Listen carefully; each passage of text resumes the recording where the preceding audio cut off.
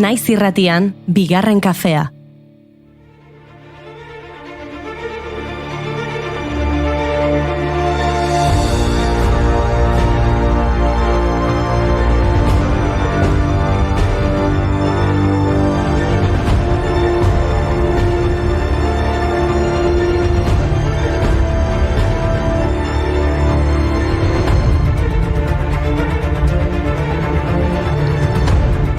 Arratsaldeon, gora bihotzak ekainaren 20 da, urteko egunik zoriontsuena. Blue Mondayaren kontrajarrian edo, psikologian eta meteorologian aditu talde batek erabaki zuen ekainaren 20 dela egutegiko egunik alaiena. Behin baino gehiagotan aipatu dugu Harvard Unibertsitateak ikerketa egin zuela duela urte batzuk eta ondorioztatu zutela egunean 2 eta 4 kafe artean edaten duten pertsonak zoriontsuak direla. Eta gure ikerketa propio batek dio, bigarren kafea entzuteak ondorio berberak dituela. Beraz, ongi etorri zoriontasunera.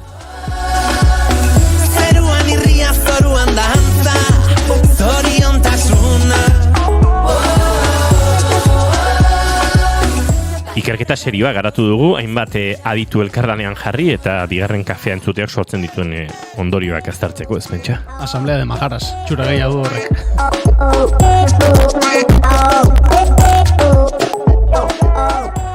Zoriontasuna definitzea ez da batere erraza, baina urtero Nazio Batuen Erakundeak garapen iraunkorreko konponbide sarearen bitartez World Happiness Report izeneko txostena egiten du. Hau da, zoriontasunaren urteko txostena. Honek, jendea zerk egiten duen zoriontsu azaltzen laguntzen dugu. Txostenerako 3 urteko inkestak egiten dituzte eta herrialde zoriontsunak zeintzuk diren ondorioztatzen dute. Horretarako faktore ekonomiko eta soziala kontuan hartzen dituzte. Baita, galdetutako pertsonek alderdi subjektiboei buruz duten pertzepzioa ere. 2023ko txostenaren arabera, Finlandia omen da munduko herrialderik zoriontsuena, ore handia da herrialdea 6. urtez jarraian izan baita zerrendaburu. Egun Finlandiar bat nahi nuke izan, zurekin hitzetan jarraitzeko, zure hitzeko neiken diate, lasaitu eiken haute barren-dik.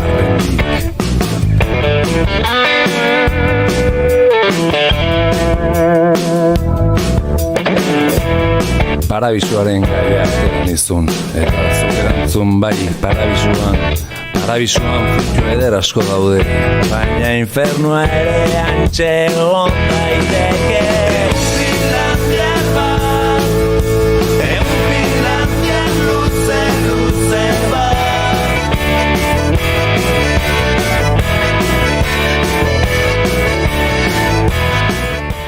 Danimarka eta Islandia dira, 2. eta 3. herrialde zoriontsuenak. Islandiarra izango da hurrengo efemeridea, gaurko egunez 1973an jaio zen Jon Snorri Sturluson Islandiar alpinista. 2017ko maiatzean Himalaiako Lotse mendiaren gailurrera iritsi zen lehen Islandiarra izan zen. Eta urte berek uztailean Kabi mendiaren gailurrera iritsi zen lehen Islandiarra ere bilakatu zen. 2021ko otsailaren 5ean Jon Snorri, Ali Satpara, Sayid Satpara eta Juan Pablo Mor Kabi mendiaren gailurra konkistatzen saiatzen ari ziren. Sayidek 3. kanpalekura jaitsi behar izan zuen oxigeno gailuarekin arazo tekniko batengatik. Besteak botelneken utzita, gailurretik gertu. Gauez bueltatu behar ziren, baina ez ziren inoiz itzuli. Pakistango agintariek otsailaren 18an adierazi zuten 3 gizonak ofizialki hilda zeudela, baina haien gorpuzkiak bilatzen jarraituko zutela. 2021ko ekainaren amaieran, Elia Saikali zinemagilea, Sayid Satpara eta Pekka Sherparekin batera, desagertutako eskalatzaileen bila hasi zen mendian. Eta 2021ko uztailaren 26an, desagertutako 3 mendizalen gorpuak aurkitu zituen, 4. kanpalekutik gorako magaletan. Non geratzen den gora, non ez dagoen arnazbideri, non ez goazen inora, non oiukatzen urbiltzen garen, erraldoiaren on. Eta zoriontasunaren zerrendaren azken postuetan Afganistan eta Libano ditugu. 10 herrialde zoriontsuenek baino 5 puntu gutxiagorekin. Ez da harritzekoa, gerrak suntsitutako herrialdeak direlako biek. Libanok 1,5 milioi errefuxiatu Siriar inguru eta 1,5 milioi palestinar hartzen ditu. 2021ko Libanoko errefuxiatu Siriarren kalteberatasunaren ebaluazioak agerian utzi zuen Siriako 10 familietatik 9 muturreko pobrezian bizi direla. Eta Palestinako errefuxiatuei dagokienez gainera, egoera berezik bereziki zaiari egin behar diote aurre Libanon, ez baitzaio oinarrizko giza eskubiderik aitortzen. Adibidez, zerbitzu publiko gehienetatik kanpo daude. Ilargi beteko gau baten, isili gindoa zen, mendizerran barrena, lagun nuela maitea, ilargia... Siriako eta Libanoko errefuxiatuengatik, baina baita deserrian bizi diren beste guztiengatik ere, ekainaren 20an errefuxiatuen mundu eguna aldarrikatzen dugu. Egun hau 2001an hasi zen ospatzen, 1951ko errefuxiatuen estatutuari buruzko konbentzioaren 50. urteurrena ospatzeko. Errefuxiatuen munduko egunarekin errefuxiatuen eskubideak, beharrak eta ametsak azpimarratu nahi dira horrela, baliabideen eta borondate politikoaren mobilizazioa sustatzeko. Errefuxiatuen munduko eguneko aurtengo leloa honakoa da. Itxaropena etxetik urrun, errefuxiatuekiko mundu inklusibo baten alde. Zauriak sendatzea asko zailagoa baita etxetik milaka kilometrotara.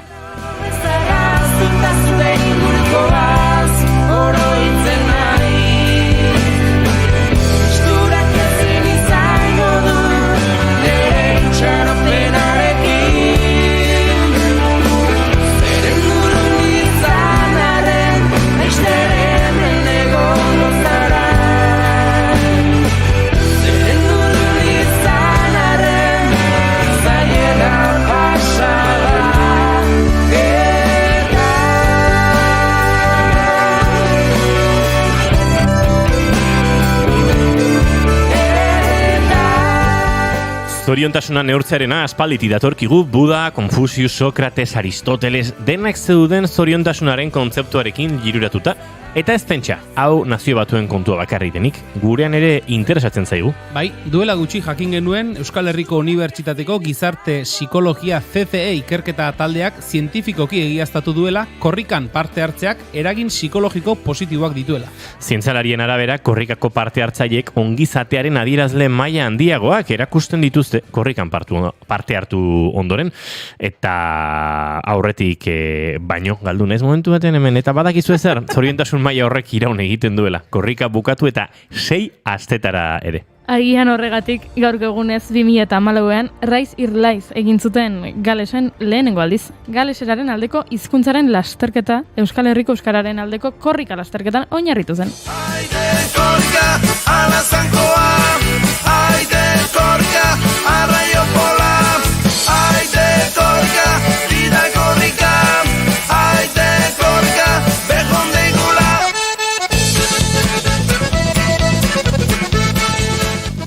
Korri egitean batzuk zoriontxeago direla ezin ukatu. Gaurko egunez jaio zen Maite Maiora Elizondo 1980ko ekainaren 20an gaurko egunean. Maiora Gipuzkoar mendi lasterkaria da, hainbat lasterketa irabazi dituena. 2016an munduko txapelketako Sky Marathon modalitateko txapelduna izan zen, 2017an Sky Runner World Series txapelketakoa, eta 2021an Sky Running munduko txapelketakoa. Urte berean, 3 handiak lasterketako markak hautsi zituen. 3 handiak Gorbeia, Anboto eta Aizkorri batera hartzen dituen mendi lasterketa da. Eta Maitek 40 minutuan hobetu zuen 2014tik zegoen marka. 2022ko iraiaren 22an Skyrunner munduko kopako Pirin Extreme mendi lasterketa izan zen Bulgarian, eta bertan podiumera Euskal Herriko 3 emakume igo ziren. Oiana Azkor Bebeitia korrikalaria Badinarra, Sandra Sevillano korrikalari Santurtziarra eta Maite Maiora Mendaroarra, beraiek bai 3 handiak.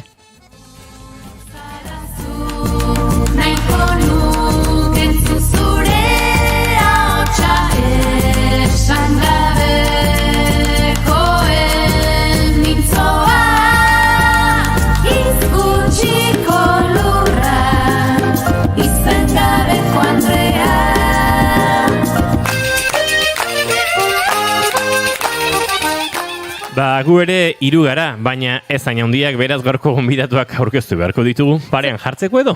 Zoriontasunaren egunean ezinbestean tarte bat eskaini behar genien liburuei.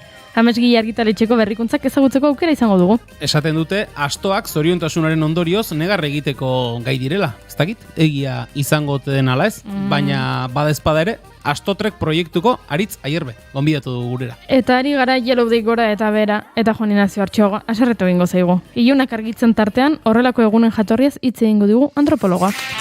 Aizue, ekainak 20 ditu gaur eta aste artea da. Ez da, gizte kontatuko diguten gure gonbidatuek, baina urrengo 2 orduetan gurekin behintzat ilun horiek argitzen saiatuko gara. Zalantza horiek argitzen edo.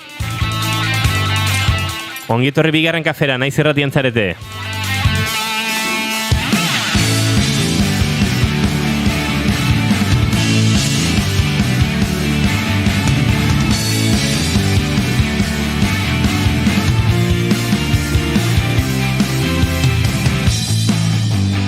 Zuekin Jaun Andreok Julen Goiketxea Orbegozo, arratsaldeon gazte! Baita zueire! Zuekin gaztetan gaztena, bueno, tira, hori uste du behintzat. Goiuri zei zarandea, arratsaldeon! Arratsaldeon. Gazte! Beti gazte. Eta izketan ari zaizuena, Iñigo Asensio Lurbide. Gaur bigarren kafeak 612 du, arratsaldeak 4 eta 16 minutu. Ekainako gehi, guiru, Laister lau izateko esperantzan, eta Edita Brokosek Facebooketik agurtu gaituen bezalaxe, agurtuko dugu bueltan. Kaixo? Kaixo! Atxaldeon, gazte? Zuri ere, gazte? Baina horpegitxoa ez dugu egin. Esan dezu, Edita Brokosek agurtu gaituen bezalaxe. Kaixo! Kaixo! Eta bihotzak egingo ditu hemen. Vale, perfecto, ya está, orain bai. Bueno, Julen lasai, iriste izenean gure konklusiotara eta jarriko aiz martxan. Seia joko dizkitek ordurako.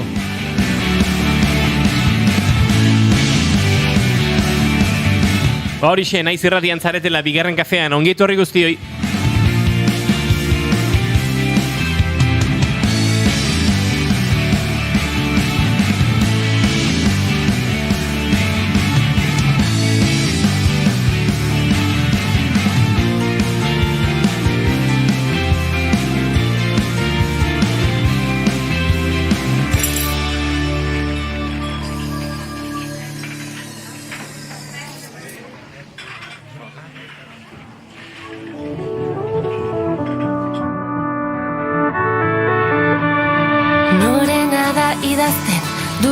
Historia, zeini erauzigura, zaio memoria, diren gauzen erroak, bilatzen ditugu, ez direnak sortzea, baitugu helburu. Hormetan, marraztuko ditugu galdera, erantzuna bekintzak berak nor dabil zaintzen, nor lanean, nor dabil lantzan. Sukaldean plazan.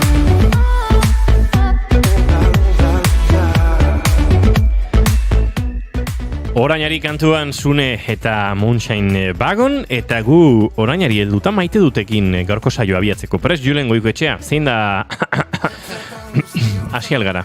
Aurpegia ikusi dizuta honeko. Bai, baina badaukat, maite dut Bai. ez bat. Tira, ez da gutxi. Eta maite dutak bilatzearekin dauka lotura gainera. Ez dela ederra izaten, saio astera eta zu maite dutaren arrastorik edo maite dutezaren arrastorik ez, eta hortxe tira eta buelta eta gira eta buelta eta zuk esango duzu zerbait, baina badakizu bezperan hori norbaitek, esan nahi zenuken hori akaso norbaitek bezperan aipatu zuela, edo akaso egunean bertan beste norbaitek ere kenduko dizula, eta sensazio zakarra izaten da norberarentzat, hor maite duta bilatu nahi edo maite duteza bilatu nahi, eta ezin bilatzearenako juri ezkarri aurpegi hori. Esango didazu gaurkoan ere, betelanean ari naizela. Ari zara eta. Bai, oso ondo, baina da, gizu irratian minutuak bete egin behar dira nolala, denborak urrea balio du irratian. Lotxegabea izatea zer dan, Ziaro, eta orduan eta zarrago kontrolatuko zarrakura dinera iristean, orduan eta azala lodiago egiten zaizu gaineraz, gero eta gutxiago gazola dizute gauzek, baina hori, gaurkoan maite dute ez hori. Maite dutak bilatzeak edo maite dutezak bilatzeak sortzen duen antxietatea.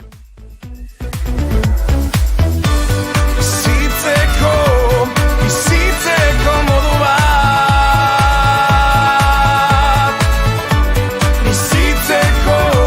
bizitzeko modu bat.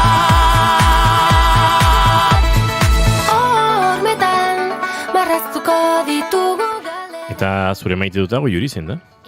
Ba, nire maite dut eza da, Julenek maite dutetatik ies egiteko duen joera, hori hasteko. Eta gero, nire maite duta da, aurrekoan etxean liburu bat irakurtzen ari nintzela otu zitzaidan ideia bat. Hau da, egotik egingo dut, gaur maite duta. Izan ere, ari nintzen liburu bat irakurtzen, eta hasi nintzen pentsatzen, liburu honekin ardokopa zehatz bat, Faustino ardokopa bat oso ondo, ez? Oso ondo egingo dute bat liburua kontatzen duenak, eta ardo honen zaporeak. Eta pentsatzen hasi nintzen, batzutan, liburu batzuk, ardo txuriarekin, beste batzuk, ez dakit xardone batekin, beste batzuk agian soilik mostoarekin, eta, sortzen dizkidala niri buruan sortzen zaizkidala horrelako loturak, eta pentsatu nuen, egin behar dut, irakurtzen dudan liburu bakoitzari, egotzi behar diot, ardo bat, eta jarri behar dut sareetan edo hola nonbait.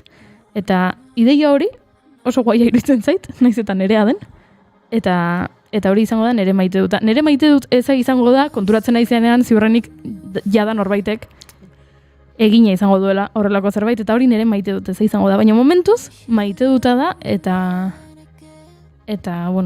hori xe, zer iruditzen zaizue. Oso polilla. Vale. Julen? Sondo. Vale, Mena, arrantzan ibili behar, zuen txaloak jasotzeko. Nigo, kontua guri gurra matea. Handik ezpada mendi, baina eman egorra. Bai. Baina, azalare gortuta zekea da honek. Eskerrak. Yeah, I know it's you there, but it's good to see you from a side. Would you give it?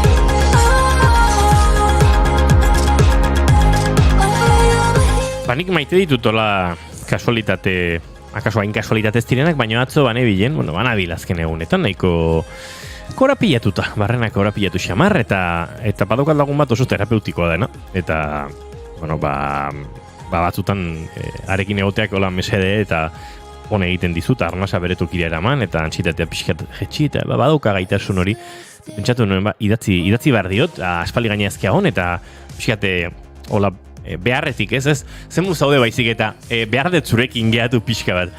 Eta, non, igual 3 bazetan beha ikusi gabe, eta jak topatu nun idatzi aurretik etxerako bidean, zen, bida, zugan pentsatzen ebien azkeneko bizpairo dutan, eta gertu zea, eta tira, gaur geratuko naiz berarekin, baina arekin nintzen ordu 40 minutu laizketan, eta horre beraia egin zidan alako mesede. Eta maite dut kasualitate sentsazio hori, pentsatzea, joder, dizut bai idatzi eta agertu zara. Ze gaitasuna duen jende batek. Bai. Jakiteko non egon. Hori ere doaia da, Bai.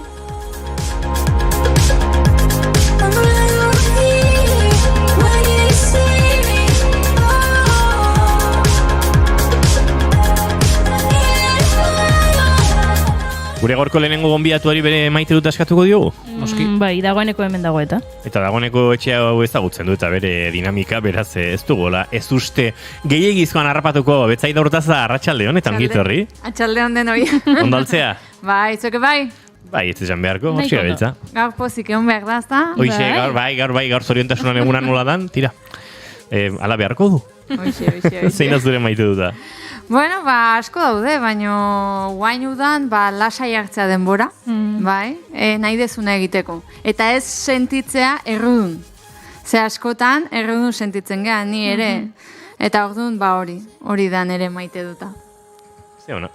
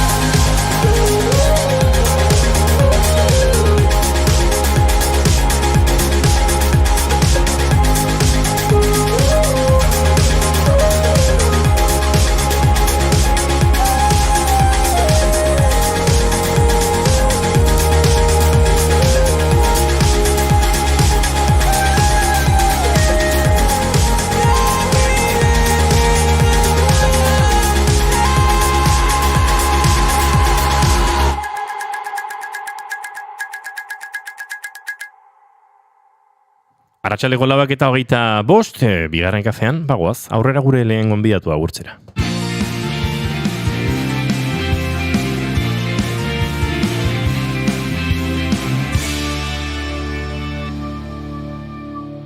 bigarrenak ez direlako beti okerragoak, bigarren kafea.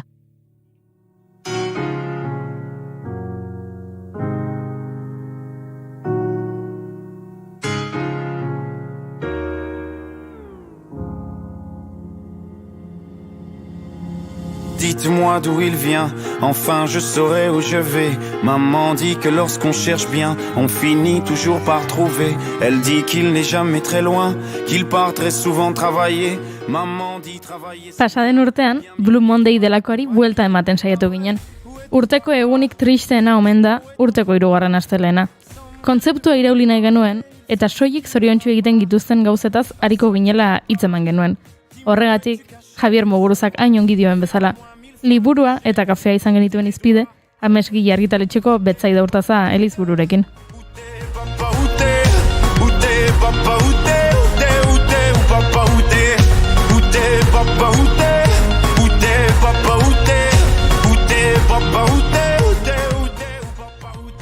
Gaur, ekainak 20, Yellow Day da. Urteko egunik zoriontsuena, eta pentsatu dugu asko zeguna proposagoa dela Amesgile bezalako proiektu batentzat. Horregatik, bigarren kafea hartzera gonbidatu dugu Betsaida. Ongi etorri gurera berriro ere. Eskerrik asko. On n'y croira plus. Un jour ou l'autre sera tous papa et d'un jour à l'autre on aura disparu. Serons-nous détestables? Azken urtean, eskuartean ibili dituzun proiektuekin hasi aurretik, beste galdera bat egin nahi nizuke. Atzo, liburu denda batera joan bainitzen, eta ikusi nituen, gaztetxo asko, eta denek liburu bakarra nahi zuten, liburu berbera nahi zuten. Eta erosi zuten, eta alde egin zuten dendatik, eta orduan nik liburu zainari galdetu nion, liburu saltzaileari galdetu nion ea zer gertatzen den liburu horrekin, eta kontatu zidan, streaming plataforma hauetako batek egin duela pelikula, liburuan oinarrituta, eta liburua aspaldikoa dela, baina orain ospe hartu duela. Eta orduan eskairatatik bera beste liburu saltzaile bat agertu zen, eta esan zuen, ai, eskeztak izuen eskak, liburu bat, ez da liburu, pelikula egiten duten arte. Ados zaude horrekin? Ba ez nago ados. Egia da, niri pasatu zait, ez dakizuei, irakurri izan den liburu bat, Harry Potter bera. Eta gero zinera jun, eta, karo, zinea da, ez da, bisuala eta kriston magia dauka. Baina askotan, gauza asko uzten dira, ipuinenak, ez da, o liburuarenak, eta nik usten dut, badaudela oso liburu honak, filmak izan daitezkenak, baina batak ez dukentzen bestea, eta gainaz, ona daukatena liburuak dira zure irudimena erabili dezakezula. Orduan, bai. Ni beti alantiboa usantza.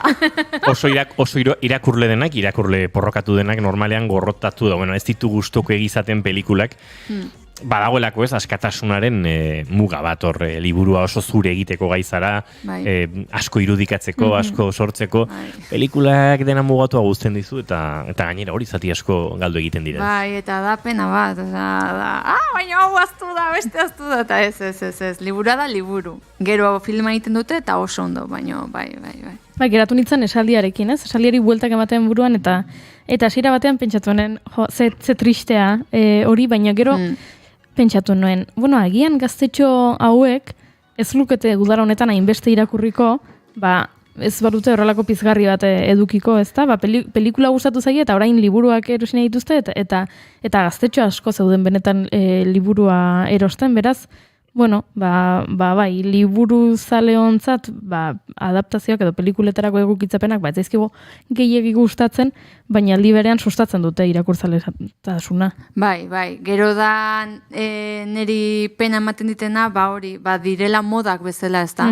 Eta askotan ez digula ematen aukera liburu bati. Da berdin, adibidez, 50 sombras de Grey, jende guztiak irakurtzen zuen, nik irakurri nuen lehena horregatik.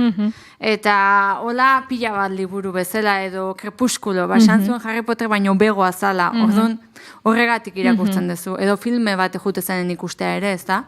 Gero igual kriston txasko hartzen duzu, ez dakizu. Ze behar dute gaztetxoek horrelako bultzada bat liburuak irakurtzeko, zuk zure argitaletxean badituzu ez, aurrentzako eta gazteentzako diren liburu ugari, eta guk baino beto jakingo duzu ea industria edo nola dagoen.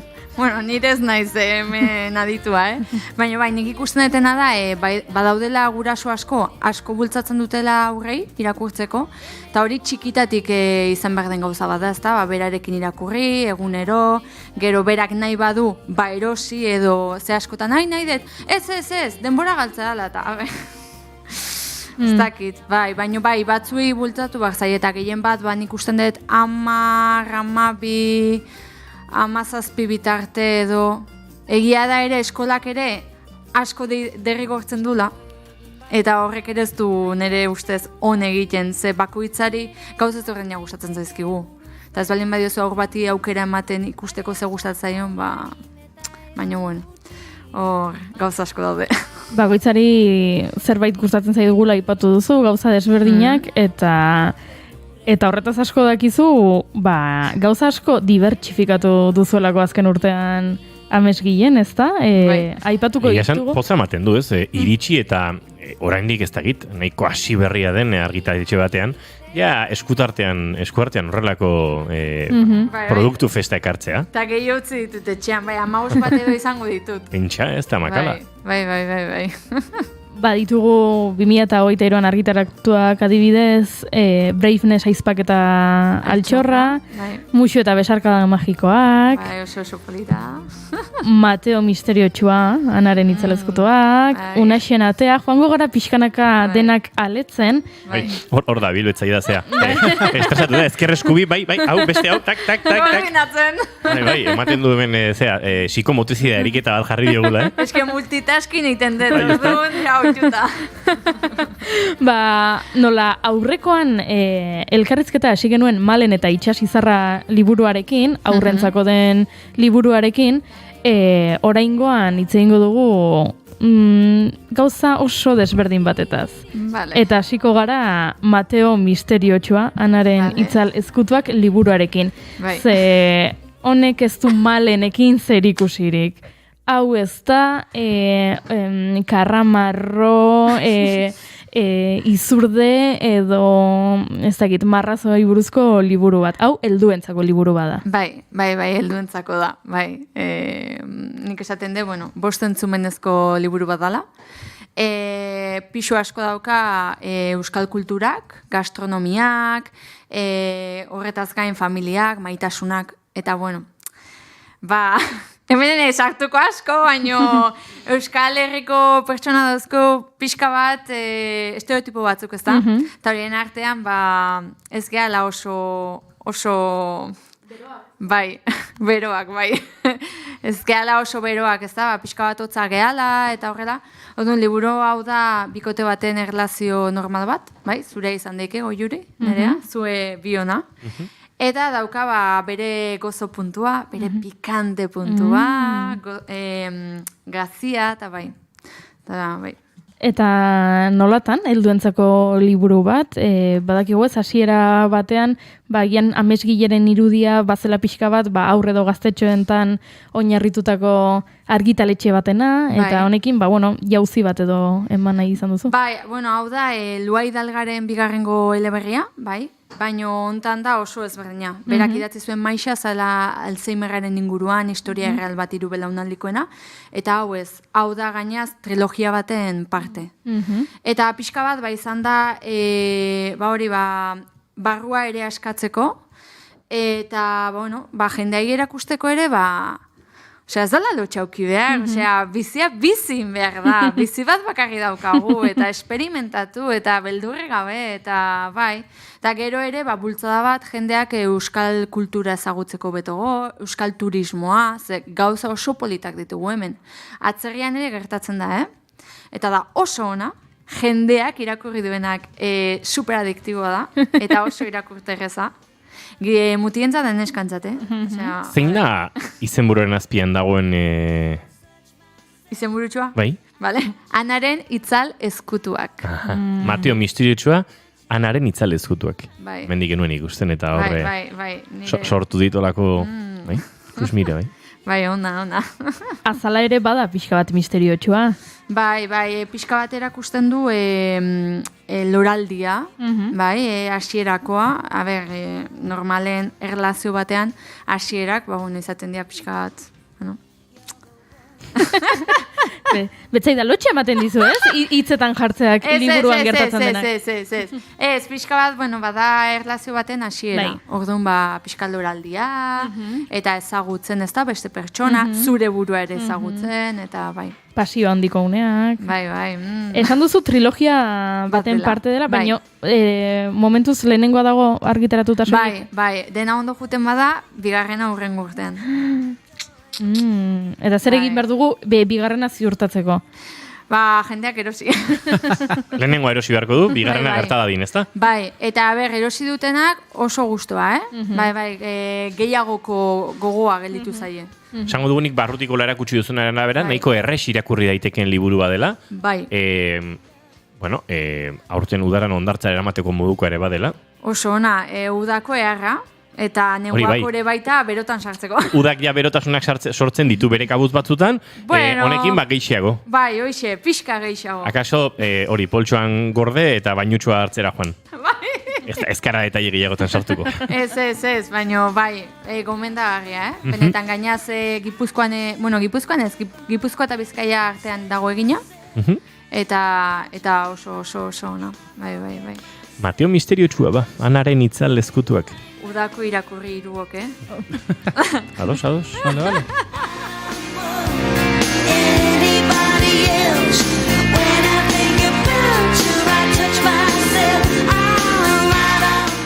Goiuri pakea behar dugu, Zea bestia proposa aukeratu duzun Mateo misteriotxua laguntzeko, ez? Every time I think of you, I touch myself. Divinilsena. Divinils. Enora hauskatu behar den.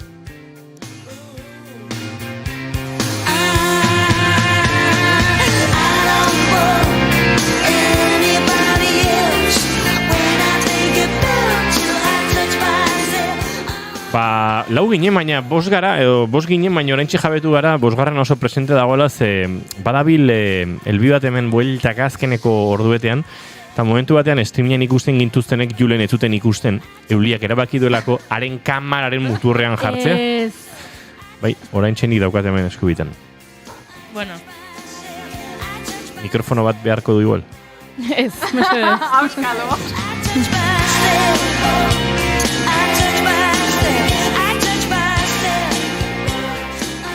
Ez diogu mikrofori jarriko, nik elbiak baino nahiago ditut eta ahateak. Eta bereziki unaxen ahatea. Peio Ainorgaren liburua. Peio Ainorga soberan ezaguna, idazle handia, pentsatzen dut zuretzat ere, berezia izango dela, ez? Horrelako idazle batekin elkarlanean aritzea. Bai, Peio oso ezagutzen dut, ezagutzen dut ja denbora bat, eta bai, netzako izan da placer handi bat, bai. Liburu honetan eriotza dago izpidea, ian ikusita ahatea azala ikusi eta ahatea ikusten dugu, eta kolore biziak ikusten ditugu, eta ez genuke pentsatuko, baino eriotza eta besteen falta lantzeko ipuin eder bat da. Bai, azkenean bizitza ez da, udaberriro gertatzen den gertakari bat da, bera kontatzen du, bera oi hartzunen bizi da, Peio, eta etxe ondoan daukate errekatxo bat, eta ateak heltzen dira bertara, eta orduan jartzen dituzte arrautzak, eta zer gertatzen den, ez da. Pixka bat nik esaten dut dela paradoja bat bezala, bizitzen. Batzutan pertsona batzuk alde egiten dute eta bueltatzen dira, beste batzutan ez, eta bai, pixka bat horrela, mutikotxo bat da lehenengo aldiz protagonista. Eta bai, hau da Gipuzkoan egina 100%. QR bat dauka liburuak. Bai, Peioren ahotsarekin. Peioren ahotsean entzun dezakegu liburua. Bai, hau da, lujo, Gainaz, lehenengo aldia egiten duela hola historio bat, ni bultzatu nion eta animatu zen, eta bai. Eta gustora aritu da? Bai, oain gozezke ikusi. Ostialean ikusiko beha ze, ostialean hoi hartzunen egingo du aurkezpentsoa. Baina bai, berak ikusi duna liburua, asko gustatu zaio, eta bere ahotsaren entzun du, claro. Bai, gustatu zaio, eta gaina Zaitziber Alonso ilustratzaileak oso kolore polita jarri ditu, gero koloren bitartez emozioak lantzen ditu, bai. eta oso polita da. Nahiko, olako geruza kromatikoak edo ez, kolore, nahiz eta kolore baino gehiago dauden, badago beti dominante bat edo ez, bai. emozioekin lotzen badituta. Bai, oso lan polita egin dugu, bai, a ber.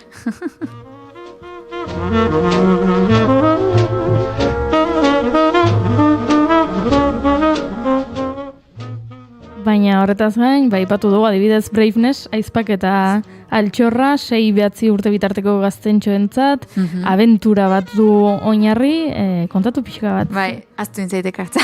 Dena esango du, baina bueno, lasai, nire umetxo bat da, osake, ez, azkenen da, 3 aizpak mapatxo bat topatzen dute txean, eta bueno, egiten duten abentura, ezta? Mapa hori segituz, eta hor lantzen da familia, laguntartea, abentura ere, eta gero dauzka ariketak, galderak, altxogaren bila, margotzekoa. Eta oso polita da, oso ilustrazio potenteak ditu, oso politak, eta bai, oso gustatzaile aurrei, deiadarra egiten die, bai. Gero ikusten dugu mai gainean daukazula adibidez plastiko gehiagorik, ez? Bai, lehen urtekoa, bai. Ipuinen bitartez oso gai garrantzitsu bat lantzeko aukera. Bai, egia da, jendeak ez diola garrantzi asko ematen, Bai, nik uste duen garrantzi gehiago emango ziola, baino da oso polita da, neskatxo bat ondartzara joaten da, eta dordoka batekin topo egiten du, eta dordoka horrek plastikoa du, eta pixka bat laguntzen dio, ez da, arrezife koral batera eramaten du, eta bueno, egiten duen bidaitxoa, eta gero pixka bat errebindikatu egiten du, ezta? Jendeai erakutsiz nola berziklatu, zer egin behar den, eta margotzekoa dauka. Maiuskulaz, eta oso polita da, bai. Hau da musuta besarka den ilustratzaile berdina. Bai. Eta mai gainean baita ere Mare Azkarra euskal mitologia. Bai. Mateo Misteriotsuarekin aipatu duzu, ez? Euskal kultura ezagutzeko eta aukera, eta honetan euskal mitologia. Bai, erori dela. Ez da superatzen, bera goza jungo. Ez, hemen azkenean da gaur egungo gai bat, euskal mitologiakin uztartzen saiatzen gara, bilduma baten lehenengo zatia da, bai, eta kasu honetan berdintasuna lantzen du, Giga eskualdeko buruzagi baten alaba da Mare, eta nahi du proba batzuetan parte hartu, baina nola neskaen ez diote uzten. Dun berak egiten du, eta hor laguntzen diote lamiak, iratxoak, eta abar. Eta gero honek ere dauka entzutekoa, QR-txoa, eta ilustratzailea da Mirari Sagarzazu oinatiarra. Eta ia gaude, pixka bat aberlabean sartzen du bigarrengo zatia. Zorreginak. Bai. Nola antolatzen zara? Zenbat denbora nahi izaten duzu lehenengo ateratzen denetik bigarrena ateratzen den arte? Nik gutxi gora bera, urten egiten dute pixka bat urrengo urteko predikzioa edo, ez da, zerraterako deten. Beti saiatzen nahi zelduentzako liburu bat, eta gero txikientzako, ez da? Pixka bat uztartu gai ezberdinak, eta horrela. Ze, klaro, zuk idazten duzu liburua, jartzen zea kontaktuan ilustratzailearekin, eta, klaro, gero ilustratzaileak 4 bat hilabete behar ditu lan egiteko. Eta denera, liburua izan arte, igual pasatzen dira 8 bat hilabete. Orduan denbora askorekin egin behar da, eta adibidez Mirarirekin denbora gehiago uzten diot, eta, bueno, juten geha, eta... Bai, eta, bueno, pixka bat horrela, batzutan ez dezu asmatzen, bestatutan asmatzen dezu asko, hau adibidez asko saldu da, musuta besarkadak ere bai, eta hor, ikusten jendeak zer nahi duen, zer geltzen den, ez da, ze beti beldurra sartzen zain neri. Iritsiko da, ez da iritsiko, eta bai. Jendearen iritzia jakiteko oso garrantzitsuak izaten dira azokak eta ibilizara, azoka. Ibiltzen naiz, bai. Baditugu, desente Euskal Herrian. Eta zer moduzkoa izaten da jendearekin hartu emana, gero erabiltzen duzu azoketan ikasitakoa urrengo liburuetan islatzeko edo... Bai, beti saiatzen naiz ikasten, ez da? Esaten badiate, adibidez lehen urtean egon nintzen Sarako azokan, Eurrian, aurten ere bueltatuko naiz, eta hor eskatzen zidaten frantsesa eta euskera bateratua ea baneukan. Ze igual Aiton Amonak frantsesak eta Biloba euskaraz.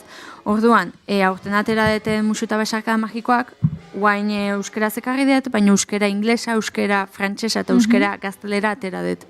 Bertsioak, bi elebidunak, eta gero QR-ean ere, bi hizkuntzak entzun ditzazkezu. Eta horrelako gauzak, batzutan ere esaten dute baztaukezu painalea uzteko edo. Eta nire neaz naiz iristen. Baina azokak oso gustoa eta asko balio dit, ze jendeak ezagutu egiten dit, lana ezagutzen du, askotan igual ez erosi baino bai eskola batera joateko, edo beste azoka baterako. Orduan bai, nik asko eskertzen dut, bai, eta asko gustatzen zait, hori bai. Kakain da bukatzen dut. Osea, energia pila bat gastatzen dut, baino oso baliagarri da eta asko gustatzen zait. Egia da, askotan ez diatela hartzen. Ez dakit nire lana ez dan bertan txertatzen beraiek eskatzen duten deneako, baino bai. Bueno, hori azokaren arabera edukiko du bakoitzak bere irizpidea eta ez erreza izango denoi lekua egitea. Claro, edo jende asko daukate eta bai. Baina, bueno, nik eskertzen dut ateak irekitzen dizkidan edo nori, zuei bezala gaur. Guk eskertzen zaitu guzu, etortzeagatik.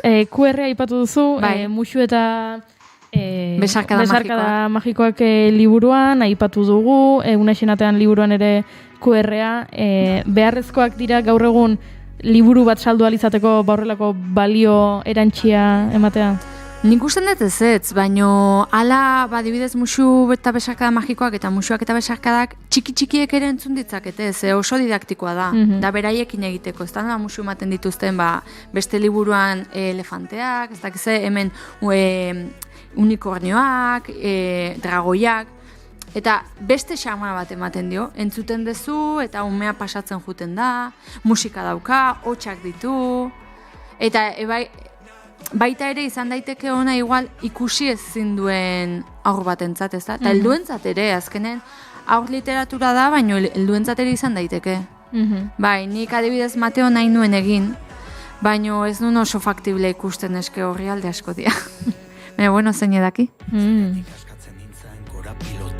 Oreka aurkitu nahian zora biotan, obeditut itzak utzi izkizkilotan, tintari geratzen ez bada pozaren estilotan, niri kolokan, jartzen zaizkitenak pozak nolapenak bizi borrokan, malkorik nolez isuri irri orotan, dena garbiako badoa zirri borrotan. Oraingoek zain lehengoek, ez dakit gehiago erraiten ahalduten soek, gauzeko hor dira Eta 2024era begira badakigu horrela txoritxo batek kontatu digu janariaren intolerantziak edo alergiak lantzen dituen ipuin bat ekartzeko intentzio duzula. Bai. Ai, txoritxiki horri ez dakit nizien baioten. Bai, bueno, atera nuen lehengurtean Ilmamunaren sekretua, pixkat veganismoa lantzen zuena, eta nire asmoa da hurrengo urterako bigarren zatia.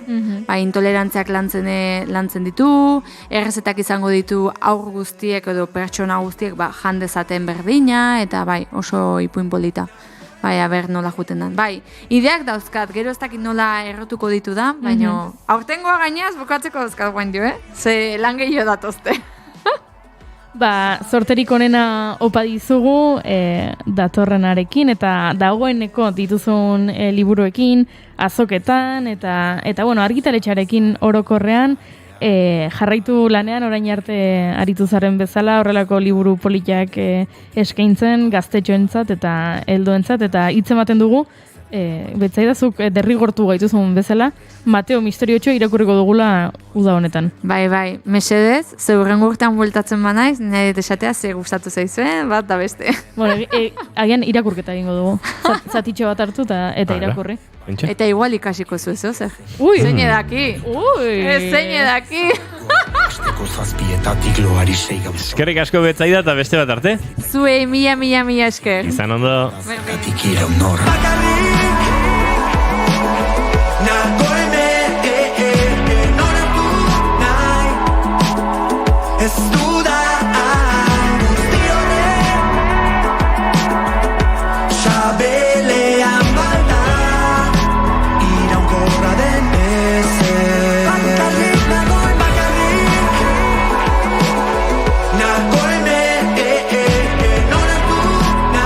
10 minutu arratsaldeko 5:00 eta gaurko egunez jaio zen musikari batekin egingo ditugu hurrengo minutuak kantua. Asko daude gaurko egunez jaio zirenek. Elfari. Gaurko egunez jaio zen? Bai. Aitorito. Baina ez duzu Elfarita hitz egin nahi? Ez. Eskerrak.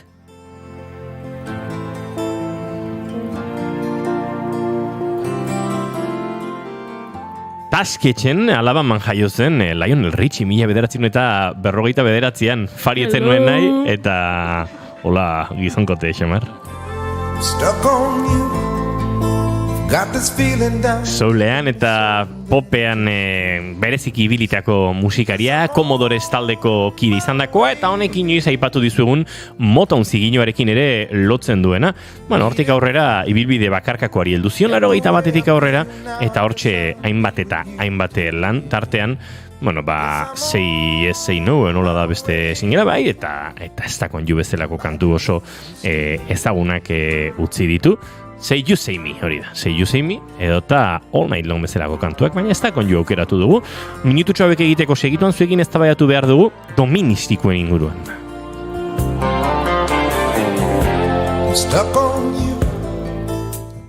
Imanol Irati, doministikoen inguruan gurekin hitz egin nahi bari maduzue, bi mikroak prest daude.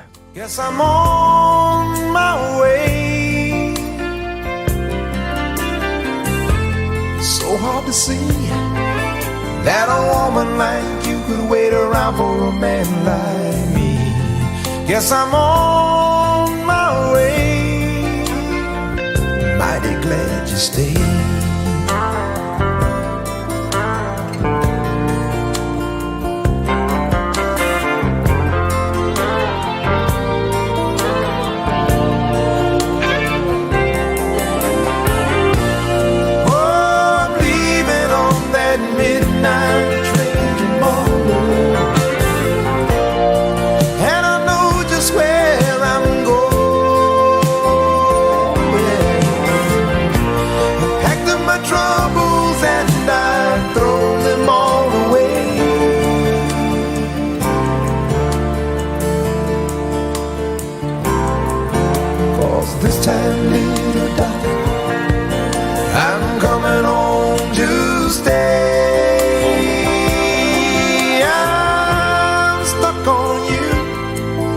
Got this feeling down deep in my soul that I just can't lose.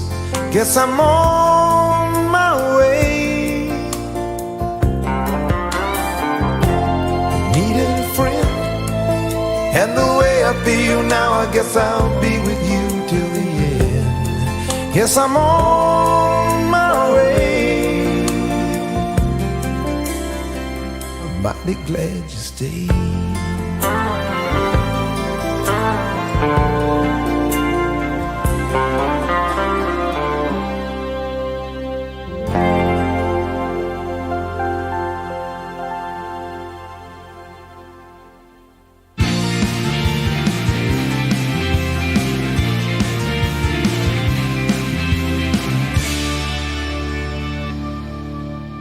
Emaiozu bigarren aukera bat egunari. Naiz irratian, bigarren kafea. Ez dakitzu zer irakurri eta gomendio bila zabiltza? Uluka podcasta, Naiz irratian, igandero 3:00. Literaturaz bai, baina ez da inbeste.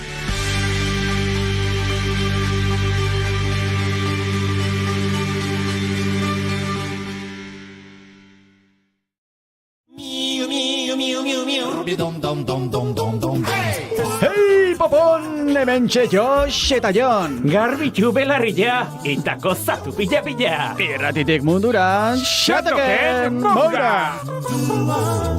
15 igande iluntzeko 9:00. Xatoken Moura, Naiz irratian. Arratsaleko 5:00 5 minutu besterik ez dira falta, eta guk poliki aurrera egingo dugu hemen, bigarren kafean. Aitortu dizuegu doministikoen inguruan araitu behar genuela, eta hariko gara, baina pixka bat berandu.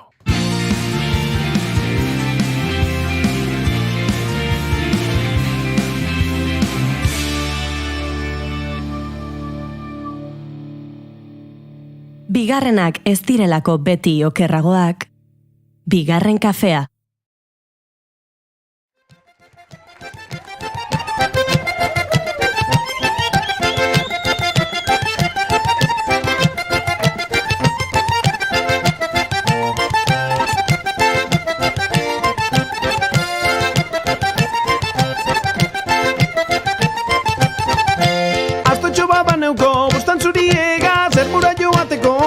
corriegas. Matanyuko mustan zuriegas, emura joteko gona corriegas. Bat birulau balego eta balitz, bost zazpi, alkarrekin dabil. Bat birulau balego eta balitz, bost zazpi, alkarrekin dabil.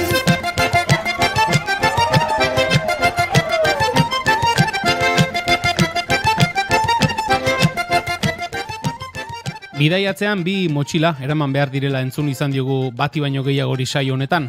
Batean, bidaian zehar beharko ditugun gauza materialak eraman behar izaten ditugu, eta bestean, bidean pilatutako esperientziekin betetzen joateko izaten omen da, beste hori.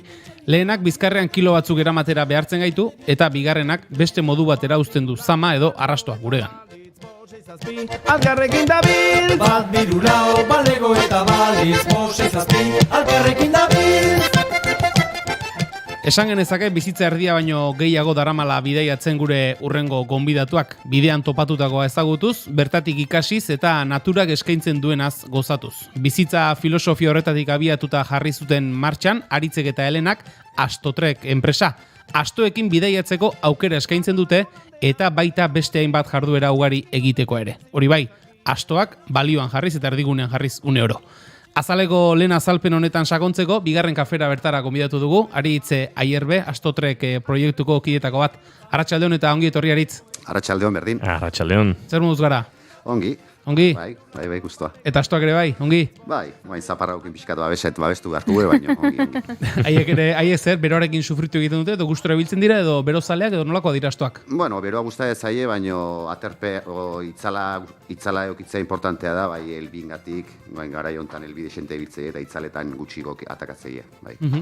Aritz, zuen webgunean sartuta, irakurri dugu ondokoa, Pirineoetan egindako zeharkaldi batean, maitemendu zinetela Asto ez? Egingo dugu gero aurrera gore hitz egingo dugu zuen bidaiatzeko afizio edo zaletasunaren ingurua, baina bitxik hau bera, Pirineoetan egindako zeharkaldi batean, maitemendu zineten Asto ez, konta iguzu, nola izan zen? Bai, Asto ez da ez maitemendu baino gehiago izan zen bidei, mando bat ekarri gendun aurrena eta mandokin bidaiatze gendun bai emazteaketanik, eta bai, ingen du zeharkaldi bat, astebetekoa, atea beraztegitik eta 3 errege mailaino. Eta bai, horre hasi izan pixkanaka Astoi importantzi pixkat eman nahien baita. Zeren eta ikusi gendun era politezala bidaiatzekoa, bai naturarekin konexioa hundie, eta mantxo bidaiatzen duen, da gauza asko ikustezinezun bestela ikustezienak igual. Eta hortik hasi izan gehien bat, eta gero ja bi Astotxo ekarri nituen, eta Astoikin hasi nintzen pixkat lanen. Eta bai, lagun batzukin bidaiak egin, gustatu, eta pandemia garaien hasi zailun ja burue bueltaka zer egin, nola egin, eta azkenen Astotrek hor sortu zen. Mantxo bidaiatzea, aipatu duzu Aritz, akaso hori da gakoetako bat, esan nahi dute, mantxo bidaiatzen dugunean, gauzak ikusteko denbora gehiago ditugu eta gauzak baloratzeko ere bai, hori gakoetako bada? Bai, dudik gabe, gu beti asko bidaiatutako izan geha, baina oporran arabera bidaiatze gendunez, hilabete bat korrika presaka, eta bidai luze baten ondoren, hasi ginen denbora gehiago gutzako hartu eta mantxoxo bidaiatzen. Eta era bat da Astoekin bidaiatzea, bai, jende asko hurbiltza zaizu baita, jendekin harremana asko sortzezu, eta aparte, paisaiaz gozatzeko ere aukera paregabea da. Eta esan duzu, iritsi zela pandemia garaian edo, ja proiektua martxan jartzeko unea edo momentua, noiz egiten du buruak, esan ez, noiz ikusten duzue, benetan badagoela hemen proiektu bat martxan jartzeko adinako, ez dakit merkatu ditu edo modua badagoela beintza, noiz ikusten duzue? Bueno, esan ikusi ez dugu egin horti bizitzea da honik, baina da bizitzeko era bat baita, ez? Lasaitasunakin hartu gauzak, bai lurrakin konexioa eta animaliekin ere konektatzeko aukera handien olaz danez, hola hasi ginen, bai. Ez dakit inigo, bostak ere gainean ditugu? Arratsaleko bosta ditugu eta saltotxo egingo dugu estudio zentraletara azken ordukoaren bila, bertan prest dago eta Egoi Belategi lankidea, eta ikusi Zardakarren azken orduak berak, Egoi Belategi, arratsaldeon. Arratsaldeon zuei ere esango dizuegu elako hartarazi duela Donostian, Bilbon, Gasteizen eta Iruñean ez dagoela gaur egun 600 euro baino gutxiegoko alokairuko etxe bizitza bizigarririk eta laurak estatuko 10 hiri garestienen artean daudela. Bereziki deigarria badakizue Donostiako kasua. Era berean sindikatuak salatu du 70.000 etxe bizitza hutsik daudela gaur egun Hego Euskal Herrian. Elako gizarte ekintzako arduradun Leire Gallego entzungo dugu. Etxebizitzaren erabilerari buruzko txostenaren arabera, 56.000 etxebizitza baino gehiago huts daude EAEn eta Nafarroan 24.000 etxebizitza inguru. Hutsik dauden etxebizitza guztiak alokairurako erabiliko balira, alokairuko etxebizitza parkea 137an handituko litzateke EAEn eta Nafarroan 150an handituko litzateke. Dena den etxebizitza politiken eredu aldatzea posible dela ziurtatu du ELA sindikatuak eta adibide gisa iparraldeko Alda herri mugimendua aipatu dute esanaz, 3 urte baino gutxiagoan hobekuntzak garrantzitsuak lortu dituztela. ELArekin jarraituz esatea astearte honetan 114 egun bete berri dituela Osakidetzak azpi kontratutako garbitzaileen grebak. ELAk nabarmendu duenez Osakidetzak ez du negoziaziorako asmorik eta hori dela eta manifestazio egin dute gaur Donostiako Gros auzoan. Bestalde, Gipuzkoako medikuen eta erizainen kolegioak entzule oharra kaleratu du eta kezkaturik hitz egin dute ambulategietan aste santuaz geroztik bizi duten egoeraz. Profesionalak falta dituztela lehen arretan eta berehalako neurriak eskatu dizkiote Osakidetzari.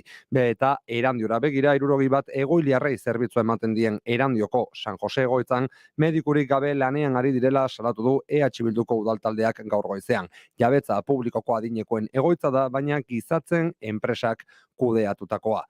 Bi gai hauen inguruan xehetasun gehiago entzule arratsaldeko 6etatik aurrera informazioaren ariaren 3. edizioan. Trafikora begirere bagaude eta gutxi aipatzeko trafiko zuzendaritzaren arabera lasaitasuna dugulako nagusi une honetan Euskal Errepide sare nagusian. Beraz, 6etan bueltan gaude eta ordura arte gozatu bigarren kafeaz.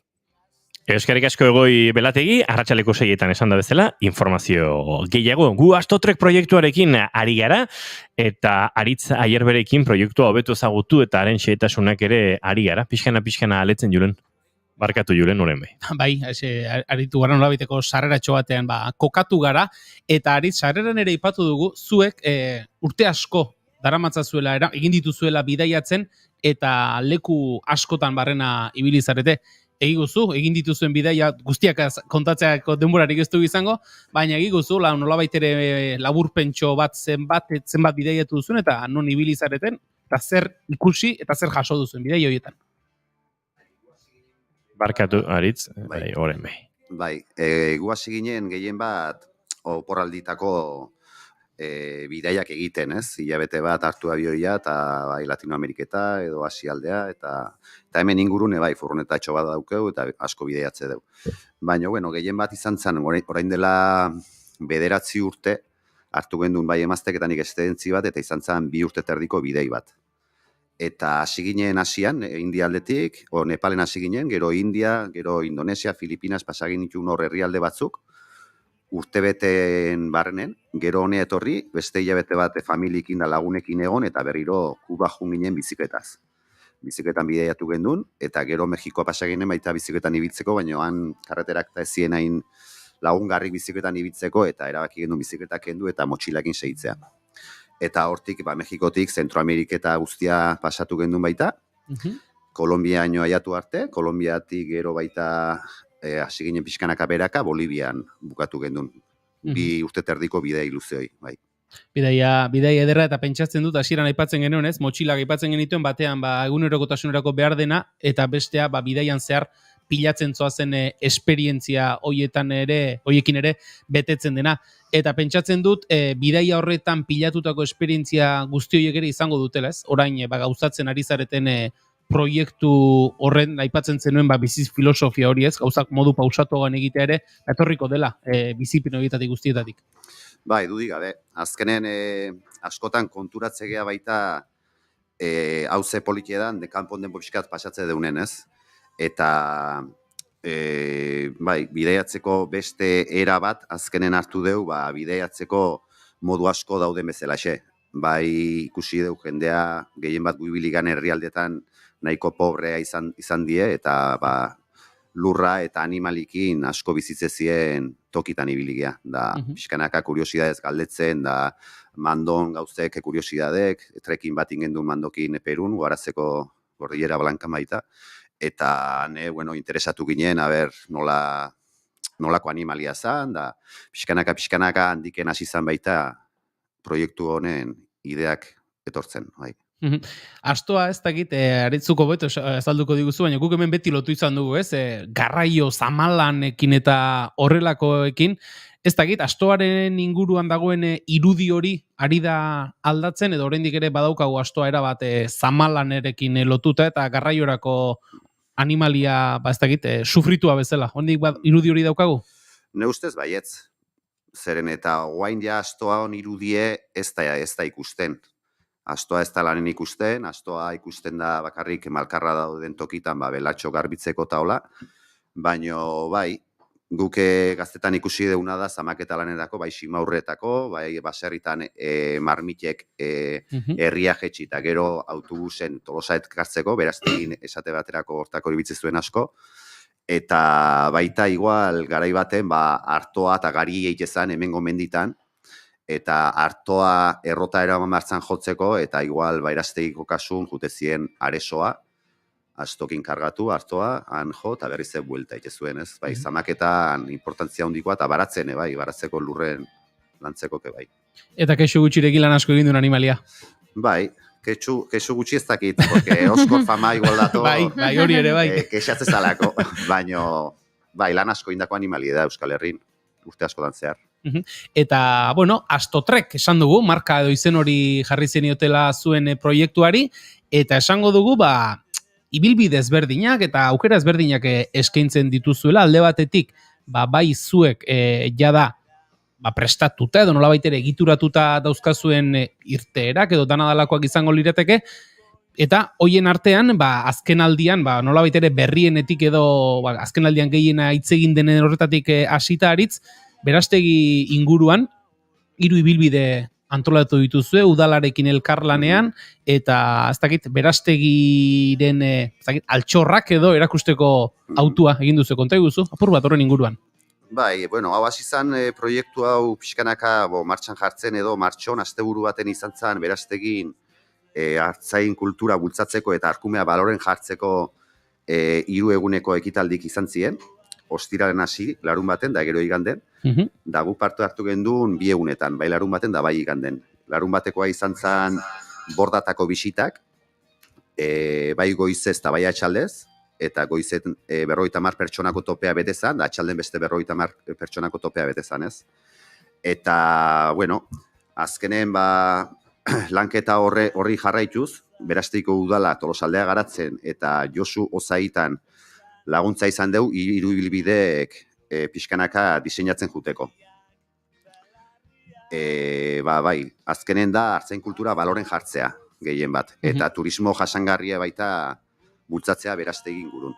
Hori da, ez da, azkenean nolabait ere bada inguruak erakustea bai, zeparajek esaten hasita ederrak badira, baina baita ere, ez dakit, hartzaintzaren inguruan bera ere, bizi estilo bat, lehen epatu dugu, bizi filosofia, hartzaintzaren bizi estiloaren ingurukoak ere akaso, belaunaldi berriek ere ez dituzte presentegi izango, akaso lanbide horiek neurri batean hainbat ere mutan galtzen joan diren neurrian, transmisio hori ere galduko zen, eta bad aukera bat, paraje ederrak ezagutzeaz gain, kasik ere gero eta gutxiago entzuten diren lanbideen inguruan ezagutza bat jasotzeko.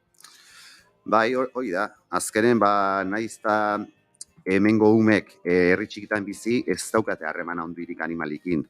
Eta horrez gain, 3 ibilbideak sortu iteu, gehien bat da mendiko hartzeinen bordatako ibilbide astoekin, eta bertan ingo iteu 6 bat geldialdi, bidean zehar, hartzain kulturan barneratzeko, 5 minutuko gutxi gora bera, eta bukatzeko borda baten amaituko dugu bere funtzionamentu ezagutzen, eta baita gazta-daztaketa bat, sagardoa eta ura pixkatekin. ematen du horrez aritze bi bidetarako batetik, bueno, pixkat antropologikoki ere berreskuratzeko artzain kultura hori, nolakoak ziren euren bizitzak, euren jarduna mendian ari zirenean, aipatu duzu pixkat bordak ezagutu, eta bar, bestetik gertatzen da, nahi gabe mendia maite duenak badaki hau, borden inguruan leku oso ederretan murgiltzen dela beti bidea, eta bazabiltzala ez dakit, akaso bertan norbait urtetan bizi izan delako, oso leku ederretan, oso leku berezietan, eta horrek ematen diola ez, ibilaldiari beste kutsu bat eta beste indar bat, ez? Bai, azkenen beraste ingurun da bai Tolosan baita borda asko daude, eta borda horietan memoria asko dago, bizipen asko, eta intentatze deu, pixkanaka, bai gaztei, bai heldui, artzain kultura hortan barneratzea, ez? Bordan ingurun zergatik izatezin lizarrak. Arrizko petrilek baita itxiturak iteko, murgiltzea, bizipen hartzaiak bizitze zituen garai bateko modu bezala, bai. Eta pentsatzen dut baita ere, Aritz, nola baita ere esan dugu Berasteik udalare tartean dela, Josu Zait antropologoaren izena, pentsatzen dut, hor parte hartzen duzuen eragile guztiek ere, elkarren aldetik babesa eta berastasuna jasoko zenutela, ez? Esan nahi dut, zuek ere, zuen bisita horiek indartuta ikusiko zenituzten, eta ikuspuntu antropologiko hori eman nahi dionarentzako, zuekin elkartzea ederra izango zen, zuek bidaiatzeko modua edo jarri duzuelako, guztiok atera zarete elkarlonetatik irabazten? Bai, dudik gabe. Azkenen bai herrik, eta bai Astotrek, eta bai Josuk esate baterako, praktikan jartzeko bere lanade aproposa izan da olako ibilbide batzuk diseinatzea. Eta bai garai baten nola itezien gauzek, eta nik ideak banauzken, jende heldui entzun da, baina antropologo batekin zaudenen, gauzek beste erabatea, beste ikuspuntu batetik kontatzezkizu, eta aberasgarrie denantzako irutzez izango ala proiektu hau. Hori 3 ibilbide horien inguruan, gero zuen webunean sartuta 3 eguneko zeharkaldi bat ere proposatzen duzu. Hori logistikoki ez dakit komplikatuago den edo? Bai, beti, gaue pasagarro alimada tokin baten, da janaria eta balimaie tarten, 3 ibilbideko esatezuna da bide berdetik, plazolako bide berdetik, ateatzea Berastegi Astotreketik, eta jutea leitzea. Leitzen gaue egin, hostal baten, urrungo unen Lekunberria jun, Lekunberrin beste gau batin, eta 3. egunen eguardialdea hola latasan bukatzea ibilbide hau. Eta Aritz, bisitari perfil ari zarete jasotzen ez dakit, gazte jendea kuadrilan joaten da, familia joaten dira, konta eguzu? Gehien bat, guain gehienak etzozezki umekin. Daukeu beste ibilbide bat dala 2 ordukoa, 2 orduko aktibidade bada, eta ordu beteko ibilbide bat. Gehien bada, astongana hurbiltzea, eta natura, kultura, animalik eta pertsona pixkat elkartzea. Eta pixkataztu zait ze... Ez, ari ginen ze perfiletako jendea. Perfila, umek aurrak gehien bat, familik. Bai Iruña aldetik, bai Donosti aldetik, Tolosa aldetik, baina gehien bat familik. Astoa, esan dugu, zuk aipatu duzu, egoskor fama badutela astoek, lana beltz egindakoak ere badira, ez dakit, jendearekiko, pertsonekiko otzanak dira, edo zer moduzkoa izaten da, astoaren eta zuengana bisitan eta irteretan parte hartzera datorren jendearen arteko harremana? Oso ona. Zergatik etortzei ideakin, zerta izan behar duen, astok ikusiko ditue, da nik kontatzeiet, gutxera beraz zeingo deun ibilbiden zehar, da azkenen konexioa guzta ezaie. Bai, zepilu bat usteieu, zepilatzeko, da harremana horraztea sortzen, ez? Eta astoke esan maitagarri diela. Asto batek txakurra bezala atzetik seituko izu, naizta sokakin ez egon. Da oso lagungarri, oso laguna bihurtzea azkenen asto bat, bai. Eta ikusi dugu, zuen egunean ere hortxe dauzkazuela, zuen astoen inguruko datuak, informazioa jarrita daukazue, batzuk badauzkazue, Bai, guain dauzket mandoa, seran hasi ginen mandoa luki, eta gero 9 asto. Beraz, kuadrilla ederra dago. Esate baterako, Aritz, zenbat talde hartu dezakezu irtera bat egiteko, gehieneko kopuruak badituzue jarrita, edo zenbaten gainoko taldeak hartzen dituzue? Bai, berasteiko hartzen kulturako ibilbidetan esate baterako gutxinekoa da 5 pertsona eta gehienekoa 15. Eta 2 orduko hauetan ere bai. Azkenen asto kopurua 15 pertsona bali magoaz 6 asto ematea badaude. Goain, bai, eitxe bali madeu ibilbide bat, pixka eta lakarta edo esateana, aralarrea, eman barra bali maia astok, eta han zeharkaldi bat egin, azkenen 6 asto mugitzea ez da inerrexa. Eta gutxera beraz zenbat jende da, zenbat asto kalkulatze deu, bai. Hasieran aipatu dugu, nolabait ere mantxo bizitzearen filosofia hori, eta aipatu duzu 3 eguneko zeharkaldi horretan, berastegitik abiatu leitzara egin, eta ondoren latasan amaitzen duzuela, gaur egun bizitzera gauden erritmora ohituta, akaso batematek esango du, 3 egunean hori bakarrik, baina azkenean hori ere jartzen da balioan, ez? Bizitza filosofia hori bera ere jartzen da irteeretan balioan. Bai, eta bidentzear geldialdik iteie, ikustean paisajea interpretatzea intentatze du baita, eta bertan ikusteien gauzei baloren jartzea eta pixkat jendeek ikustea, atentzioa pixkat beste toki batean enfokatzea, ez? Pixkanaka ikusteien gauzei eta mantxo bidaiatzek horrek ematizu. Udara garaia badator, ez dakit, astotrekentzate uda garaia hau izaten den indartsuena edo urte guztian duzuen eskaera? Bueno, aukera dau urte guztien egiteko, baina egia esan gehien bat izatea udaberrie, udara eta udazkena. Bai, udara izatea potentena, guain ja reserva batzuk eta ja hartzen ari gea, eta esperantza badaukeu, agostu uztai eta agostu onak izateko. Eta aurrera begira, oraingoz zuen webguneko katalogoan dauden irteera hoiez gain, aukera epatu duzu nolabait ere, enkargura edo neurrira egindako zeharkaldiren bat kontsultatzeko aukera ere badagoela, aurrera begira, Astotreken eskaintza hori zabaltzeko ideiarik edo bai buruan? Bai, dudik gabe. Azkenen negu parten ikean lana gurea da, bai, Astok zaindu beharra daude urte guztiin, egunero, baina hortik aparte, urtero intentatu nahi deu, ibilbide berri bat edo eskaintza ezberdin bat proposatzea jendei. Julen, Inigo, esan, Goiuri. Astoi begira hori naiz, eta... Ez esan dagoeneko zure gustokoena baduzula. Noski baietz, baina eske gainera zuen lagunak topatu ditute. Bakoitzak badu bere astoa. Abai? Bai. A ber, zurea zein da? Ez, Inigoren arekin hasiko naiz. A ber.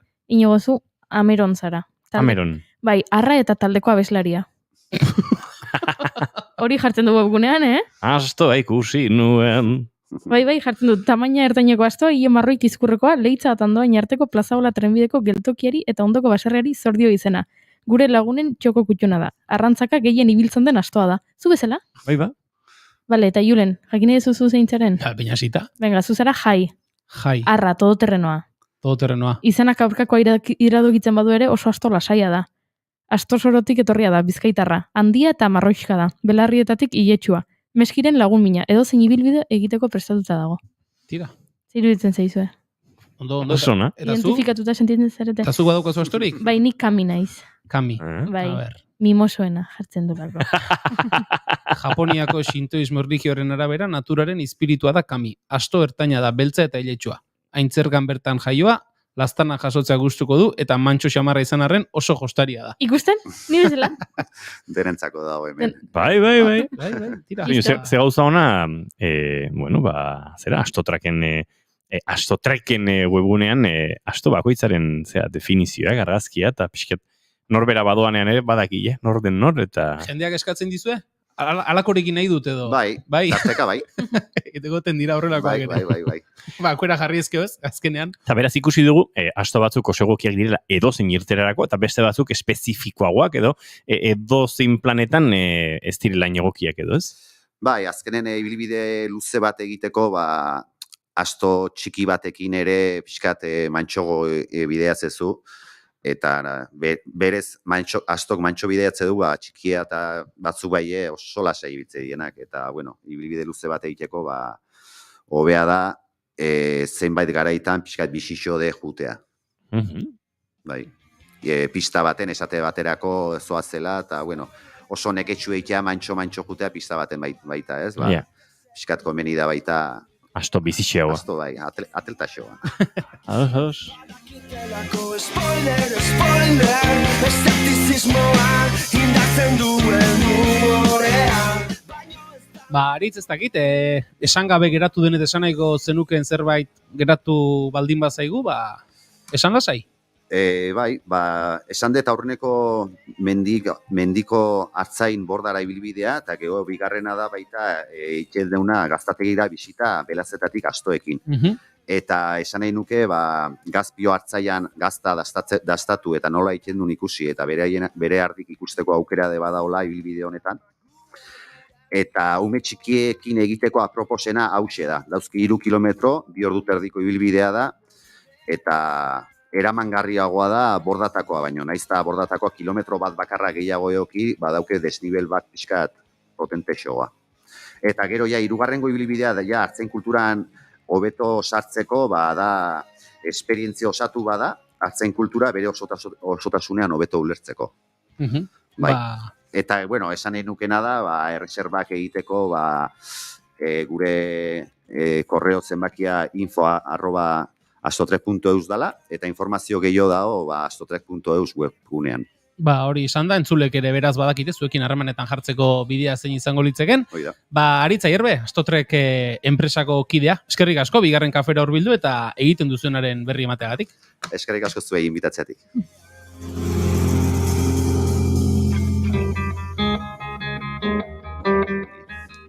Kantonekin egingo dugu aurrera eta segituan zinegin bezala doministikoen inguruan aritu behar dugu zuekin. Labur bada ere, eta dagoeneko hemen gure lankide pare batek atzerako bidea egin badute ere. Eroaren egiten ari diroren baina. Abandonatu mera dituzte.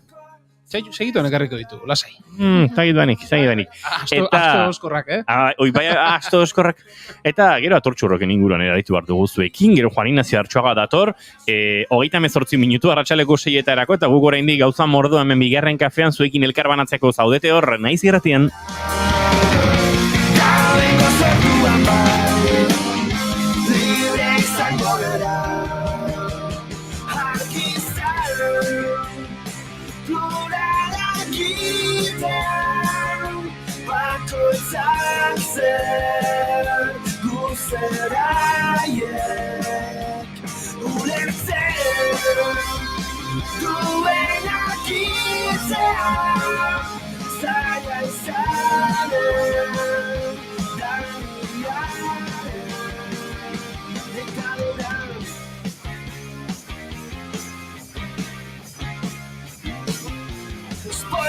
Spoiler, ez dugu itxarongo.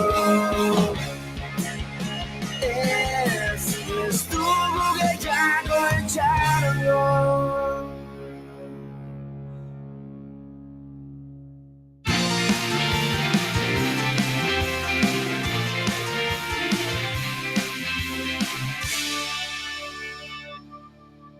Bigarrenak ez direlako beti okerragoak, bigarren kafea.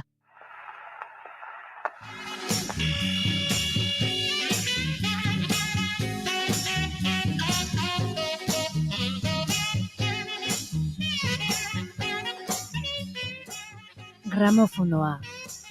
Estitzu Pinatxorekin.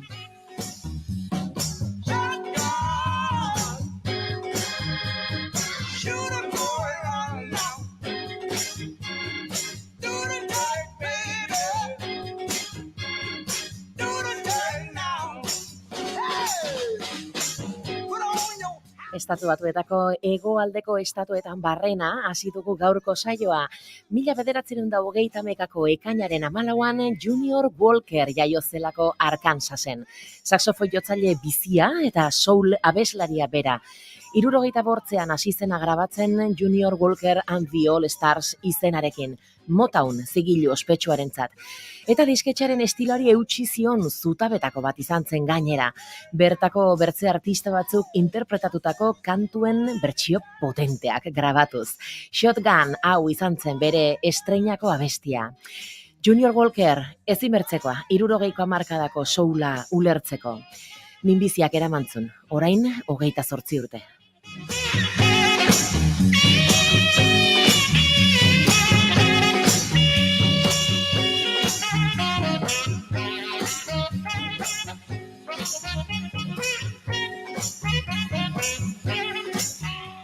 jada entzungai duzue gramofonoaren azken saioa.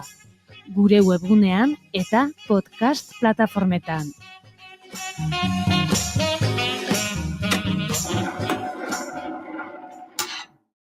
Arratsaleko 5:25 eta guk galdera oso serio daukagu zuentzat entzule. Goiurik ez dauko izue. Ara? Niri ogokitu zait? Zunik blozatuko diet, Zuk.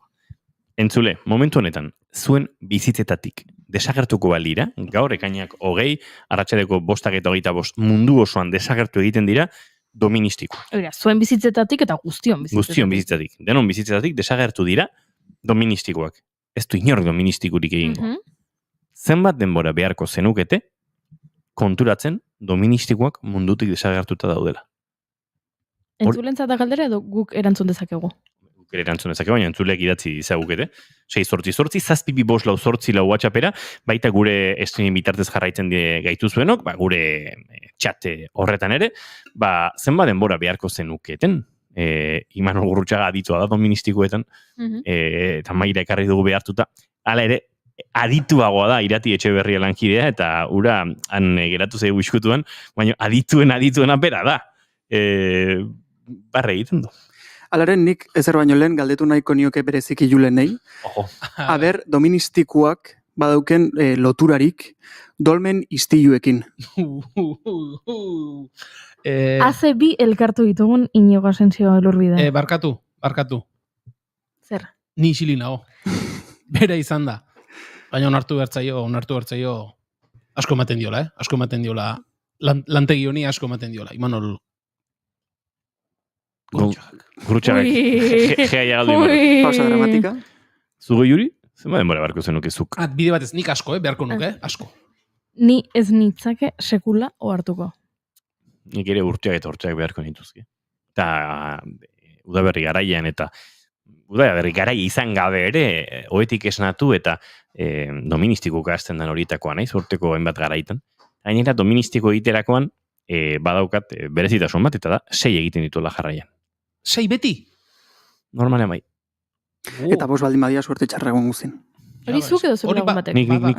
Bada jendea, hasi eta bat, bi, eta nik askotan kontatzen hasten ez gainera, inguruan haste baldin bada bat horrela, berzen bat, eta 6 beti, Ikerketek diote, 4 pertsonatik batek doministiko egiten duela eguzki argitan jarri ezkero. Beraz, berez, doministiko asko entzuten ditugu egunean zehar, naiz eta ez garen ohartzen. Beraz, desagertuko balira, ez dakit. Berez, ohartzeko modukoa da. Duela bizpair urte leku egiteko bidea zen, doministiko bat egitea. Egiten zenuen doministiko bat COVID-aren garaian, eta inguruan leku egiten zenuen. Aldetoki bideko espagun auro gendu zein marigoala. Epa! Azkar alde egiten zuen jendeak. Orduan ohartuko ginen, baina orain? Nik onartu behar dizuet trauma potolo xamar bat daukadala urtzarotik doministikoa eta ez du lan nahazten ditut. Alegia, nik nahaztu ez, baina jendeak entzuten du nire doministikoa eta zalantza egiten du doministikoari naizen edo ez du egiten ari naizen. Bada jendea, horrela ez dula oso modu nabarmenean egin, oso zaratatxuan eta kaso ez dakizu doministikoa edo. Hartzaroko bitrauma, hoi zer da ez dula o doministikoa? Ez alezu ikusi, atxiz batean nadiela. Baina, gira da, atxiza behan du datorrela. Lehenengo golpen, pixkat ez duletik gertu gonau. Gauza ederra da, gidatzen zoazenean, doministiko egiteko etortzen denean, Intxiste. Bai, nik burun neuken bat, azken ez detela soltatu. Atxizarekin? Ez. Esan ez eguzki argitan, eta horrek dauka lotura zuzena polenakin, zein haute loretak esaten bezala eguzki argitan hautsa izan, ez? Ze poetiko, gure Imanol orain. Osango, nuko ikutsize badi berruen atxiz eta jatxiz hitzekin. Ara! Ez da poetikoa. Gauzat esango izutu, Juri, gauzat esango izutu. Bai, oso txarto. Txistea berdin. Hobetzeko edo behintzat konpentsatzeko datu bitxi bat ekarri nahi dizuet.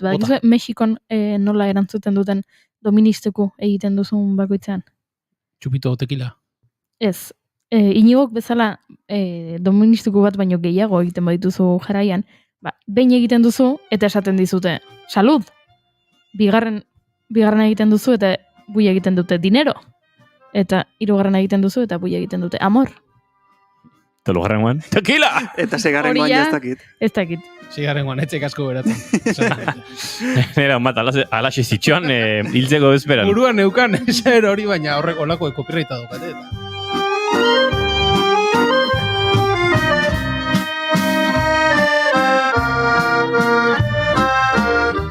Tira, dio entzule batek, ni biharamunean konturatuko nintzateke, izan ere, goizero egiten du doministiko.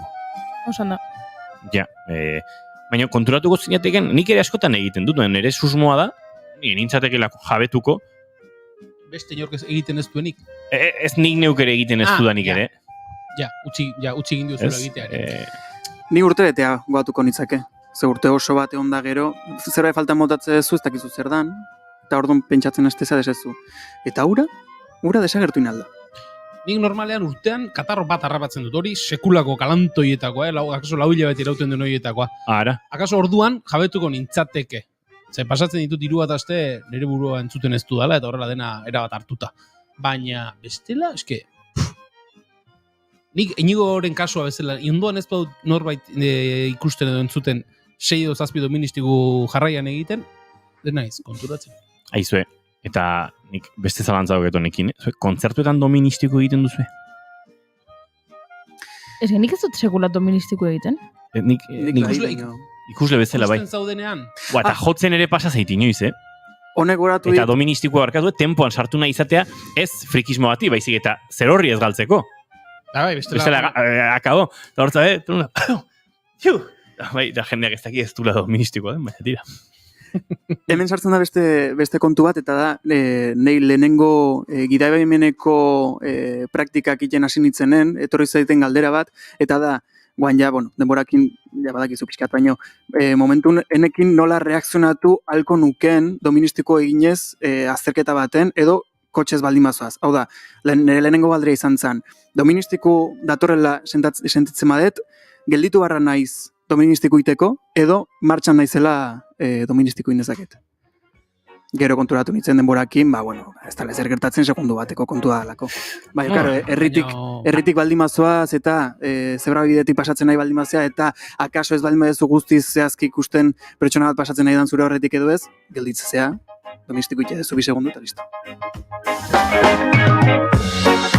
Egunak argitzen du, giroa dugu goibel. Banik kontzertuetan doministiko egiten dut, desente, normala baino gehiago, ez da izerratik. Ez dakit, akaso... Jende gehiago dago, agian ez dakit alergia sortu diezazuken partikula gehiago. Edo kea, edo hotza. Bai, zaiteke igual temperatura aldaketa horietan edo. Eta ze aprobetxatzen duzu, jendea txalokari denunea edo hori bestea da. Bestela hor une jakin batean egiten duzu doministiko eta dena zuri begira. Ez ezagun aztu, 6 botatzen ditula jarraian. Ez dakit goizero edo egunen zeharre bai. Normalen betia, doministiko egiten etenetan, bata bestean atzetik etortzen die bai. Hori punk talde batean abesti oso bada, ez doministiko. Artean aditzen zaitut.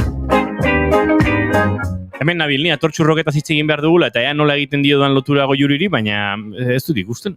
Ez didazue bat ere laguntzen. Ura dalekua doministiko egiteko abendu bukaeran, jendeak egingo du doministiko. Jakin dezazuela, idatzi dizuedala WhatsAppez, esanez, ja nahikoa da, ez da? Doministiko ez hitz egitaz. Zenik gauzak garrantzitsuagoak aipatu nahi ditut. Adibidez, gaur iragarri dela atortxurrokeko kartela, edo kartelaren zati bat, ze talde arituko diren, talde asko arituko dira, momentuz 6 bakarrik dakizkigu, eta noiz izango den, non izango den, lema zein den, sarrerak non eskuratu daitezken, hori guztiak gaur esan digute eta kontatzera gatoz. Auxili, Los Chicos del Maíz, Burutik, Los Zopilotes Chirriaus, DJ Remi eta Eskabidean dira abenduaren 16an, Atarrabian ospatuko den Atortxurroken 28. ediziorako konfirmatu dituzten lehenengo taldeak. Itzen artean aditzen zaitut. Noski, norbait pentsatuko du asko falta dela, baina izango da, aporretara joan aurretik sarrerak erosita utziko dituen jenden mordoa ere. Eta lehen da biziko 500 sarrera prezio murriztuan atera dituzte. 22 eurotan eta salgai daude, aste arte honetatik aurrera, noiztik aurrera, gaurtik aurrera. 22 eurotan lehenengo 500 sarrerak, beraz, eskar. Akaso, ez dira parte biliko ez altzetik, 500 izan da.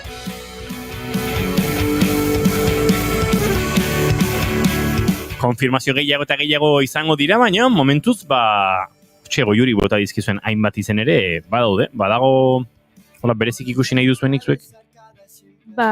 Nik aspaldi ez ditudala ikusi Los Chicos del Maíz.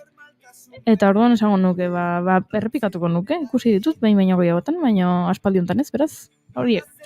Nik Auxili bestut sekula ikusi, zuzenean, baina Auxiliren kanta bat erabiltzen zuen, gurekin soinu teknikari biltzen zenak, gure kontzertu bukaeran jartzeko. Eta beti esaten genuen, noiz beti ikusi behar ditugu, ez ditugu ikusi, eta horregatik kuriosidadez jongo nintzateke Auxili ikustera. Lotxagabe, konfirmatu gabekoak ere izan litezke, Imanol gustora ikusiko nuke Aturtxurruken, ez dakit nor. Zehazki ez dakit, nik bai dauketuko kontzertu batea juteko aspaldin ezela juten, baina hola zehazki bat enuke esango. Gustatzen zaizkizu horrelako jaialdi estiloko makro kontzertu horiek? Bai, eta ez dakit nola sonatuko honek, baina batez garagardoa eskun baldin badet. Hola. Sonatzen du, rock kontzertu batea joateekin, bai. Enun inungo apologiaekin nahi. Ja, egia da, bai, barkadi ezagutela. Plastikozko basoaren apologia egiten. Aurren defentsaren ordutegian gaude, gaur konfirmatu dit Goiurik. Bai, egia da. Gauza bat aipatzea zuzait? Bota. Aurtengo leloa zein den. Atortxurrok 28 amaiera berri bat. Hoi bai, poetikoa. Bai?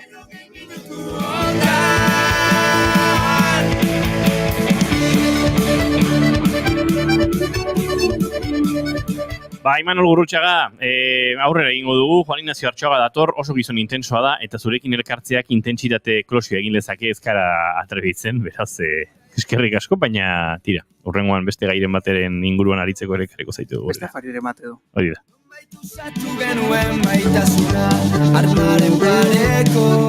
Esan du beste afariren bat, eta fari gaurko egunez jaio zen, beste fariren bat. Osondo, Imanol, segi ze Goiuri ere ez da bil... Beruak erasan dio, Goiuri ez izan handiari.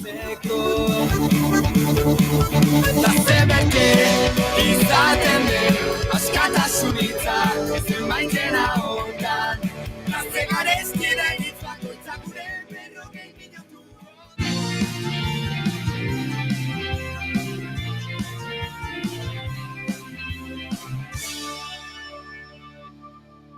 Keep calm and bigarren kafea.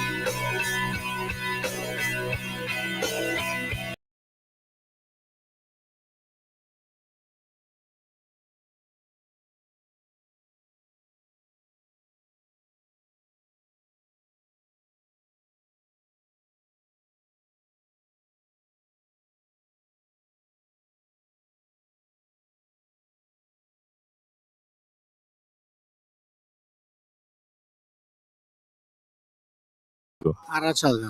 Bueno, aspaliko diot niri dagokidan, ez badakit saioan azken aste hobetan ibili zarela bueltaka eta entzun izan dizut, baina aspaldi ezkinean hemen elkartzen da horrexegatik. Bueno, egia esan gaia proposatu zen didatenean atzo, pikuta bialtzea pentsatu nun aurreneko gauza. Bai, holako agenda imposatuek zizki bat. Bat ere gustatzen da, gero berriz pentsatu nun kontxo, ilunak argitzen da gure espazio honen izena eta helduko jogu, baino ilunak argitzeko. Ez proposatzen diguten bidean barrena ibiltzeko. Eta orduan, ikerlari bezala, ikerketa apur bat egiten hasi nintzen. Hoi bezala Googleetik. Osondo, bai. Eta aurreneko ustekabea izan zen Yellow Day idatzita, emaitzak ingelesez eman beharrean, emaitzak gehienak, hile guztiak, espainolez emate zitula. Eta horrekin antenak tentetu zitzaizidan ze. Bueno, hori izan daiteke zure ordenagailuan. Ez, badakit. Nire ordenagailua euskera da hor lehen etxita, eta ateratzekotan, batzutan Wikipedia eta euskeraz da honean, euskeraz ematen dit, baina ez, espainolez ez. Orduan, beste zerbait zen. Bueno, orduan, hasi nintzen, pixka bat, zakurra modu nola, usnarrean, hemen da, handa. Ikusi nuna zen, eltiempo.es web horriak, uraldiari buruzko web horri horrek, bere buruari emate ziola historia honen egiletza, eta zehatz-mehatz bertan lan egiten duen Andre bati emate zion, eta esaten zuen bere zientifikoek, bere meteorologo zientifikoek, psikologo adituekin batera, eratu zutela formula bat, esateko urteko egunik alaiena hori zela. Bueno, sartu nintzen, Andre hoien perfilek ikustea, eta, nola esango nuke, ofenditu nahi gabe, kurrikulunak ikusgarriak dira. Baten kurrikulunak 32 orrialde ditu. Ene bada? Bai, Britaniar Entziklopedia. Eta, haino paroa, zen, susmagarri ere izan daiteken zerbait. Ez da, baina, ez gara hasiko honelako kontu zikinetan. Gauza da, bere buruari eman diotela kontu honen egiletza, ezta? Beak asmatutakoa balitz bezala, eta, pixka bat harrituta, Yellow Day, ingelesez, baino espainolaren esferakoa izatea eta ikusita, eta, alare, pixkat pauso bat aurreago egitea erabaki nuen. Eta orain kontatuko dizuet, nora iritsi nintzen. Ados? Look how they shine, look at the stars, look how they shine for you, and all the things that you Zer dio Juan Ignaziok.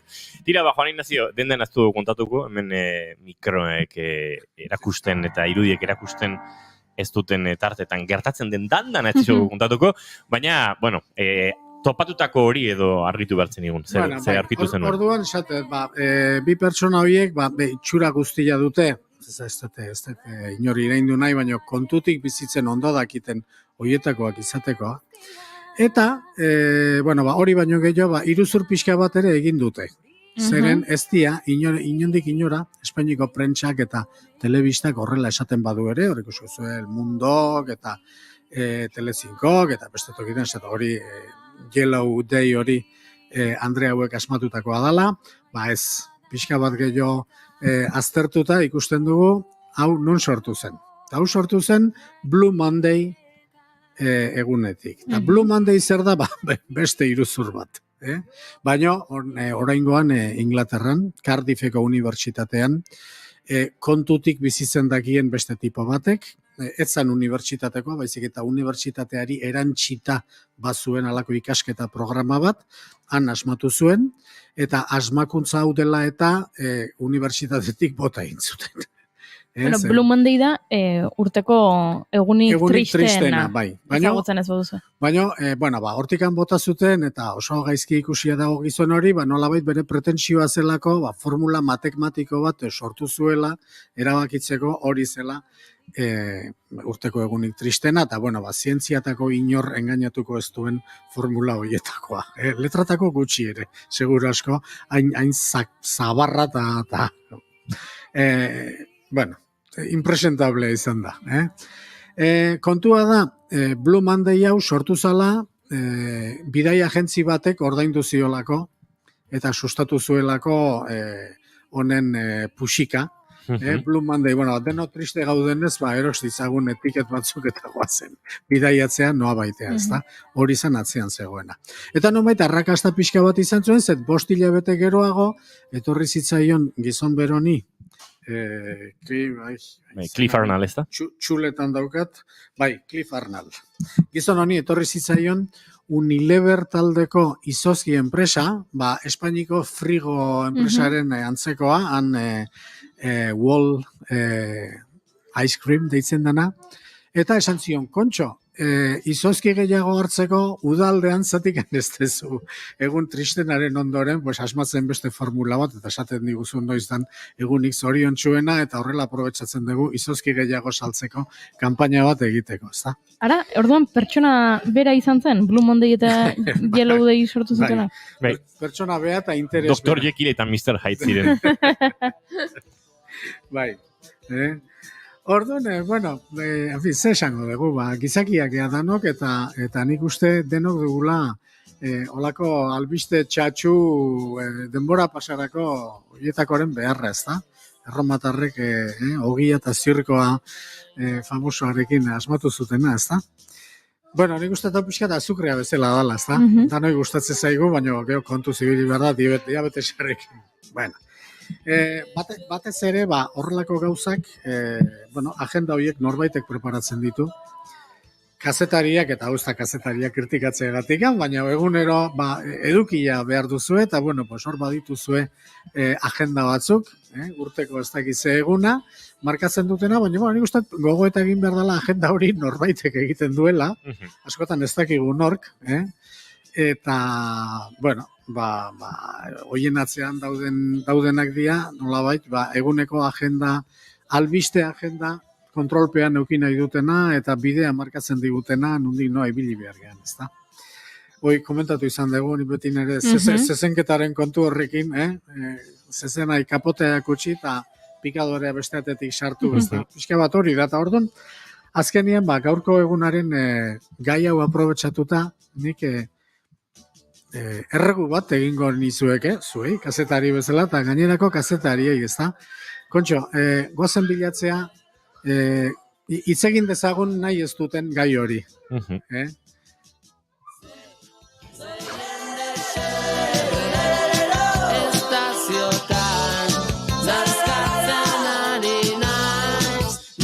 Eta zein da, gai hori? Bueno, zein dien nahi ez dutena, begira. Joan astean begiratzen aritu nintzen kuriositatez, ezta? Joan asteko egun batean, petrolioaren prezioa egon zen zehatz-mehatz 71,6 $, 2018ko ekaineko ez dakiz zer egunetan egon zen bezala, ez? Bueno, 2018 ez dago hain urruti, baina alare petrolioaren prezio berarekin, egun hartako gasolinaren, 85ko gasolinaren prezioa izan zen €25, eta 5 urte geroago, petrolioaren prezio berarekin, 133 garestiago dago gasolina. Misterio horiek, oraindikan, ez dakit, Elizak ez ditu esplikatu, gobernuak ere ez, eta zoritxarrez, esan behar da, hori gertatu dela ezkerreko gobernu bat, edo ustez ezkerreko gobernu bat Espainian egon den artean. Benetan harrigarria dana, askotan esan dut ez da, nork salbatzen gaitu edo, nork egiten du gure alde gaur egun, ez da. Nola leike lehen gaia prezio berean egon da, gasolina 133 garestiko egotea. Eta hori tartean diru publikoa inbertitu omen denean prezioiek jeisteko? Ez, lehenagoko bada esan. Orain ja subentzioak bestela ez duk ekarriko. Bi fetxatan ez dago subentziorik. Eta merkatu hutsa. Merkatu hutsa, baina, laukatu kontrolatzen duten merkatua, eta nunbait nahi dutena, egiten dutena, ez da? Ez dakit, beste bat eta aipatuko nuke, orain dela 2 egun, izugarrizko sarraski egonda Ukrainiako gerran. Taktika militarrak, gerra olakoa da, eta trampa batean sarrarazi zituzten, errusiarrek, ukrainiarrek, eta 500 bat ukrainiarre edo kiskali egin dituzte. Aprobetxatuz bilduziala erasotzeko, besteak zai zeuden, eta 500 pertsona kiskaliak kolpetik, ez da. Dagoeneko 150.000 lagunetik gora hilda daude, Elbarri, beste igual, eta, hor segitzen dugu, armak bidaltzen, eta bakearen aldeko diskurtsoa ni benetan ez dut eitzen. Ez dakit, oso gutxi entzuten dut, ez dakit zuek ze pentsatuko duzuen. Bueno, alderri politiko eta zari bagara nik entzun ditut, hainbat alderri politiko posizioien aurka, armak bialtzaren aurka, eta hain zuzen ere aldarrikatuz armak bialtzea gizarte zibila borrokara, eriotzera eta elbarri izatera besterik etzera matzala. Badira batzuk, baina oso gutxi izan dira. Ze presentzia du horrek, ez da, komunikabidetan. Hor dago berriz ere ez agenda politikoaren arazoa. Eta kalean, bai, hori da, eta kalean, ez da. Eta bueno, eta gero bestea, kuriositate bezala nahi asko gustatzen zaizkit gai teknikoak, eta, bueno, esate bateako baterien mundua, momentu honetan puripurian dago, aurrerapen izugarriek egiten ari dira, aste batetik urrenea bada zerbait berri, eta, bueno, hori ere agenda publikoan hemen behinipin, ez da asko entzuten, ez da? Eta atzo, kasualitatez, euskarazko albistegia entzuten ari nintzen arratsaldean, eta ara nun hitz egiten duten estadu solidoko euskal bateri, ez? Oño, bueno, zer da hau, nola sartu dute hau agendan? Eta 2-3 minutu hitz egin ondoren zer egiten ari ziran, zenbat aurreratu zuten, noizko esperotu zuten, argitu zuten zergatik hitz egite zuten horri buruz. Eta da, Urkullu lehendakariak bisitatu zuelako fabrika. Eta gero, 2 minutuko diskurtsoa entzun behar izan genion, ez da. Bueno, hori da. Agenda nor kontrolatzen du, eta zer kontatzen digute, eta zer eskutatzen digute bitartean. Nik uste, kazetaritzan gaur egun, eta etorkizunean bildurri izugarria ematen dit, ikusita hau nola dagoen. Eta nolabait gaur egun oraindik, eta Ukrainiako gerrarekin ikusten ari da, iritzi publikoa hainbat tokitan, batez ere ez Espainian, zatik Espainia oso atzeatuta dago, gauzoietan, baina bai Alemanian, bai Frantzian, bueno, OTANen eta Estatu Batuetan oso kezkatuta daude iritzi publikoa hasi dalako aldatzen. Eta nahiko nabarmen. Eta zergatik hasi da aldatzen, badaudelako agenda horren kontrolpetik iesi dabilen jendea, badire YouTube kanalak, badago TikTok, badago zeta jendeak gero eta gehiago konturatu da egitazko informazioa hor aurki dezakela, eta gero eta gehiago jodu horretara. Eta iritzi publikoaren aldaketa gertatzen ari da nahiko azkar. Benetako aldaketa gertatzen ari da, ze guaindala 12 urte, Twitter bolo-bolo zegoenean, eta ja, ez da gizan bat milioika erabiltzaileera iritsi zenean hori esaten zen. Eta pasada markada bat. Esan nahi dut, gian orain uste dugula TikTokek eta aldatuko duela zerbait, eta jendea iritzi publikoa aldatu egingo dela, eta TikToketik ari dela jendea informazioa lortzen, eta gero aldaketa ez dela benetako, ez? Hori etortzen da erreakzio bezala. Aurrena agendak asko indartzen du eta jartzen du jendea bide batean, ez da? Gero pixkana bide horretatik ateratzen gero eta jende gehiago. Baina zeko purutan da zalantza, ez? Baina esan nahi nuena eta iritsi nahi nuen puntua da, hau gaur oraindik posible da, baina inteligentzia artifizialaren kontu zorioneko honekin, edozein bideo fabrikatu ahal izango danean, hemendik nik uste dut agenda egiten duten horiek momentu honetan daukaten lehentasuna hori dela. Munduan egon daiteken informazio iturri libre horiek kakaztatzea edo nahasmendu baten sartzea informazio faltsu itsaso baten erdian. Eta hemendik 25 urtetara ni ez dut ikusten gaur egun dagoen egoera hori eta arnasgune horiek izkutatzen zaigun informazioera iristeko, ez dut ikusten 25 urte barro egongo direnik. Egia esan bildurra hundi ematen dit. Ez diot ikusten nondik ateral izango dan gezur itxaso horretatik. Ez dut ikusten momentu da.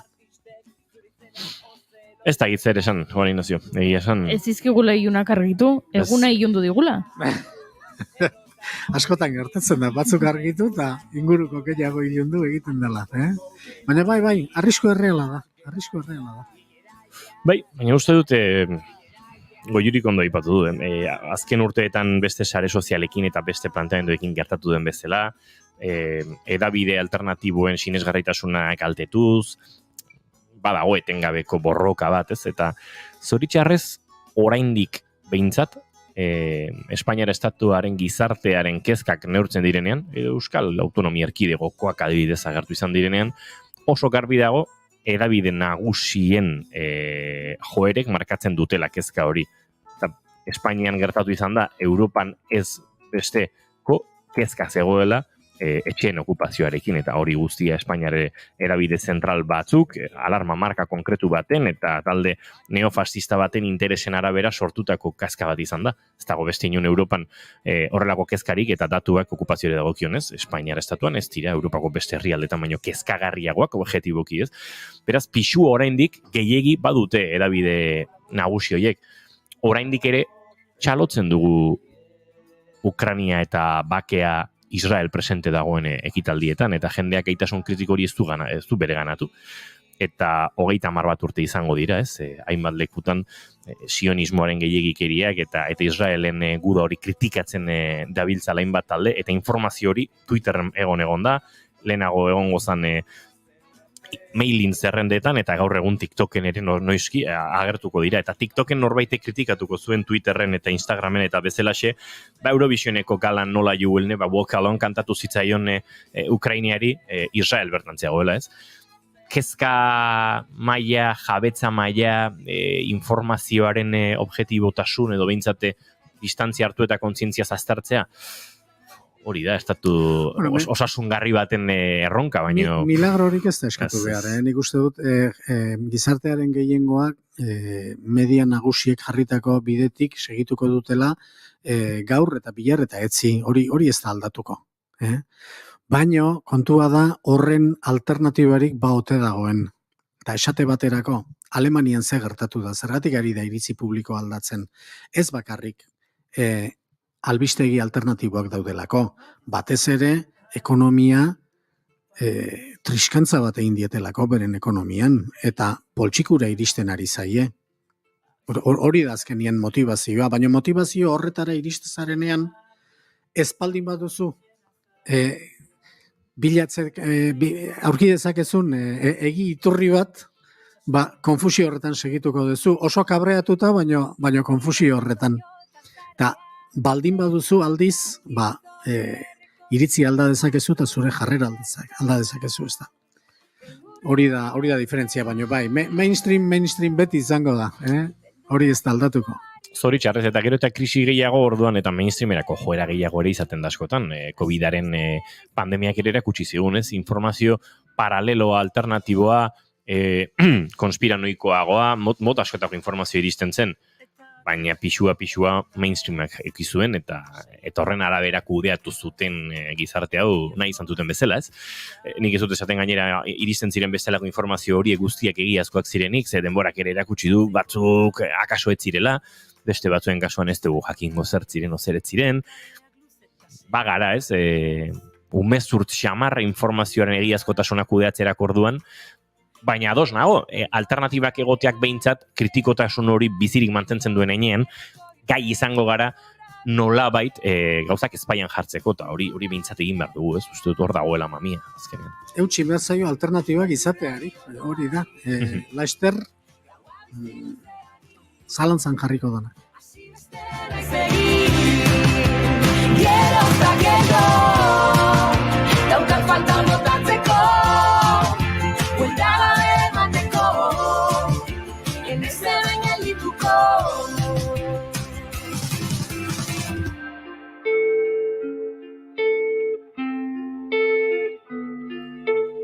Juan Ignacio Artxoaga, eskertzen dizugu, ilunak argitzea etorri eta argi batzuk ilundu izana, baina argi eta ilunen jolas honetan trebe eta gustora ibiltzen zara, eta guk eskertzen dugu, sikiera, osanak eta txikira tarte hauek gugana ekartzea. Erki, urrengo gozegai jartzen dia zuen. Zaindu, izan ondo. Asi beste naiz egin, gero eta gero. Glastonbury nogenek dio hasi beste ez dela egin. Honen inguruan hitz egin dugu, hasi besterik izan barate zuen, eta entzule batzuk, helarazi dizkigute euren nabardura linguistikoak. Hori, Juan Ignaziori gero galdetuko digu oraintxe agurtzen dugun bezalaxe. Baina, guk hasi besterik ez, aspaldi hasi dugu eta amaitzeko tartea besterik. Ez dugu dagoeneko, arratsaleko 6ak, hementxe bueltan ditugulako, beraz, Julen Goikotxe horbe oso ondo bidean datorren aste artera arte. Hori da ondo ibili. Asteko agurrik zaien azuzara. Aste artera arte esateaz baita bat erresa. Eta zuri agur esatea oso zaila egiten zaigulako, Julen. Goiuri ezein zarandia, bihar arte. Aio. Entzule, zu plazer baduzu bihar arratsaleko 4:05 hemen izango gara, Naiz Irratian, bigarren kafean. Izan ondo, zaindu, txintxu ibili, etxera goiz, eta horako kontua. Bueltak? Aio!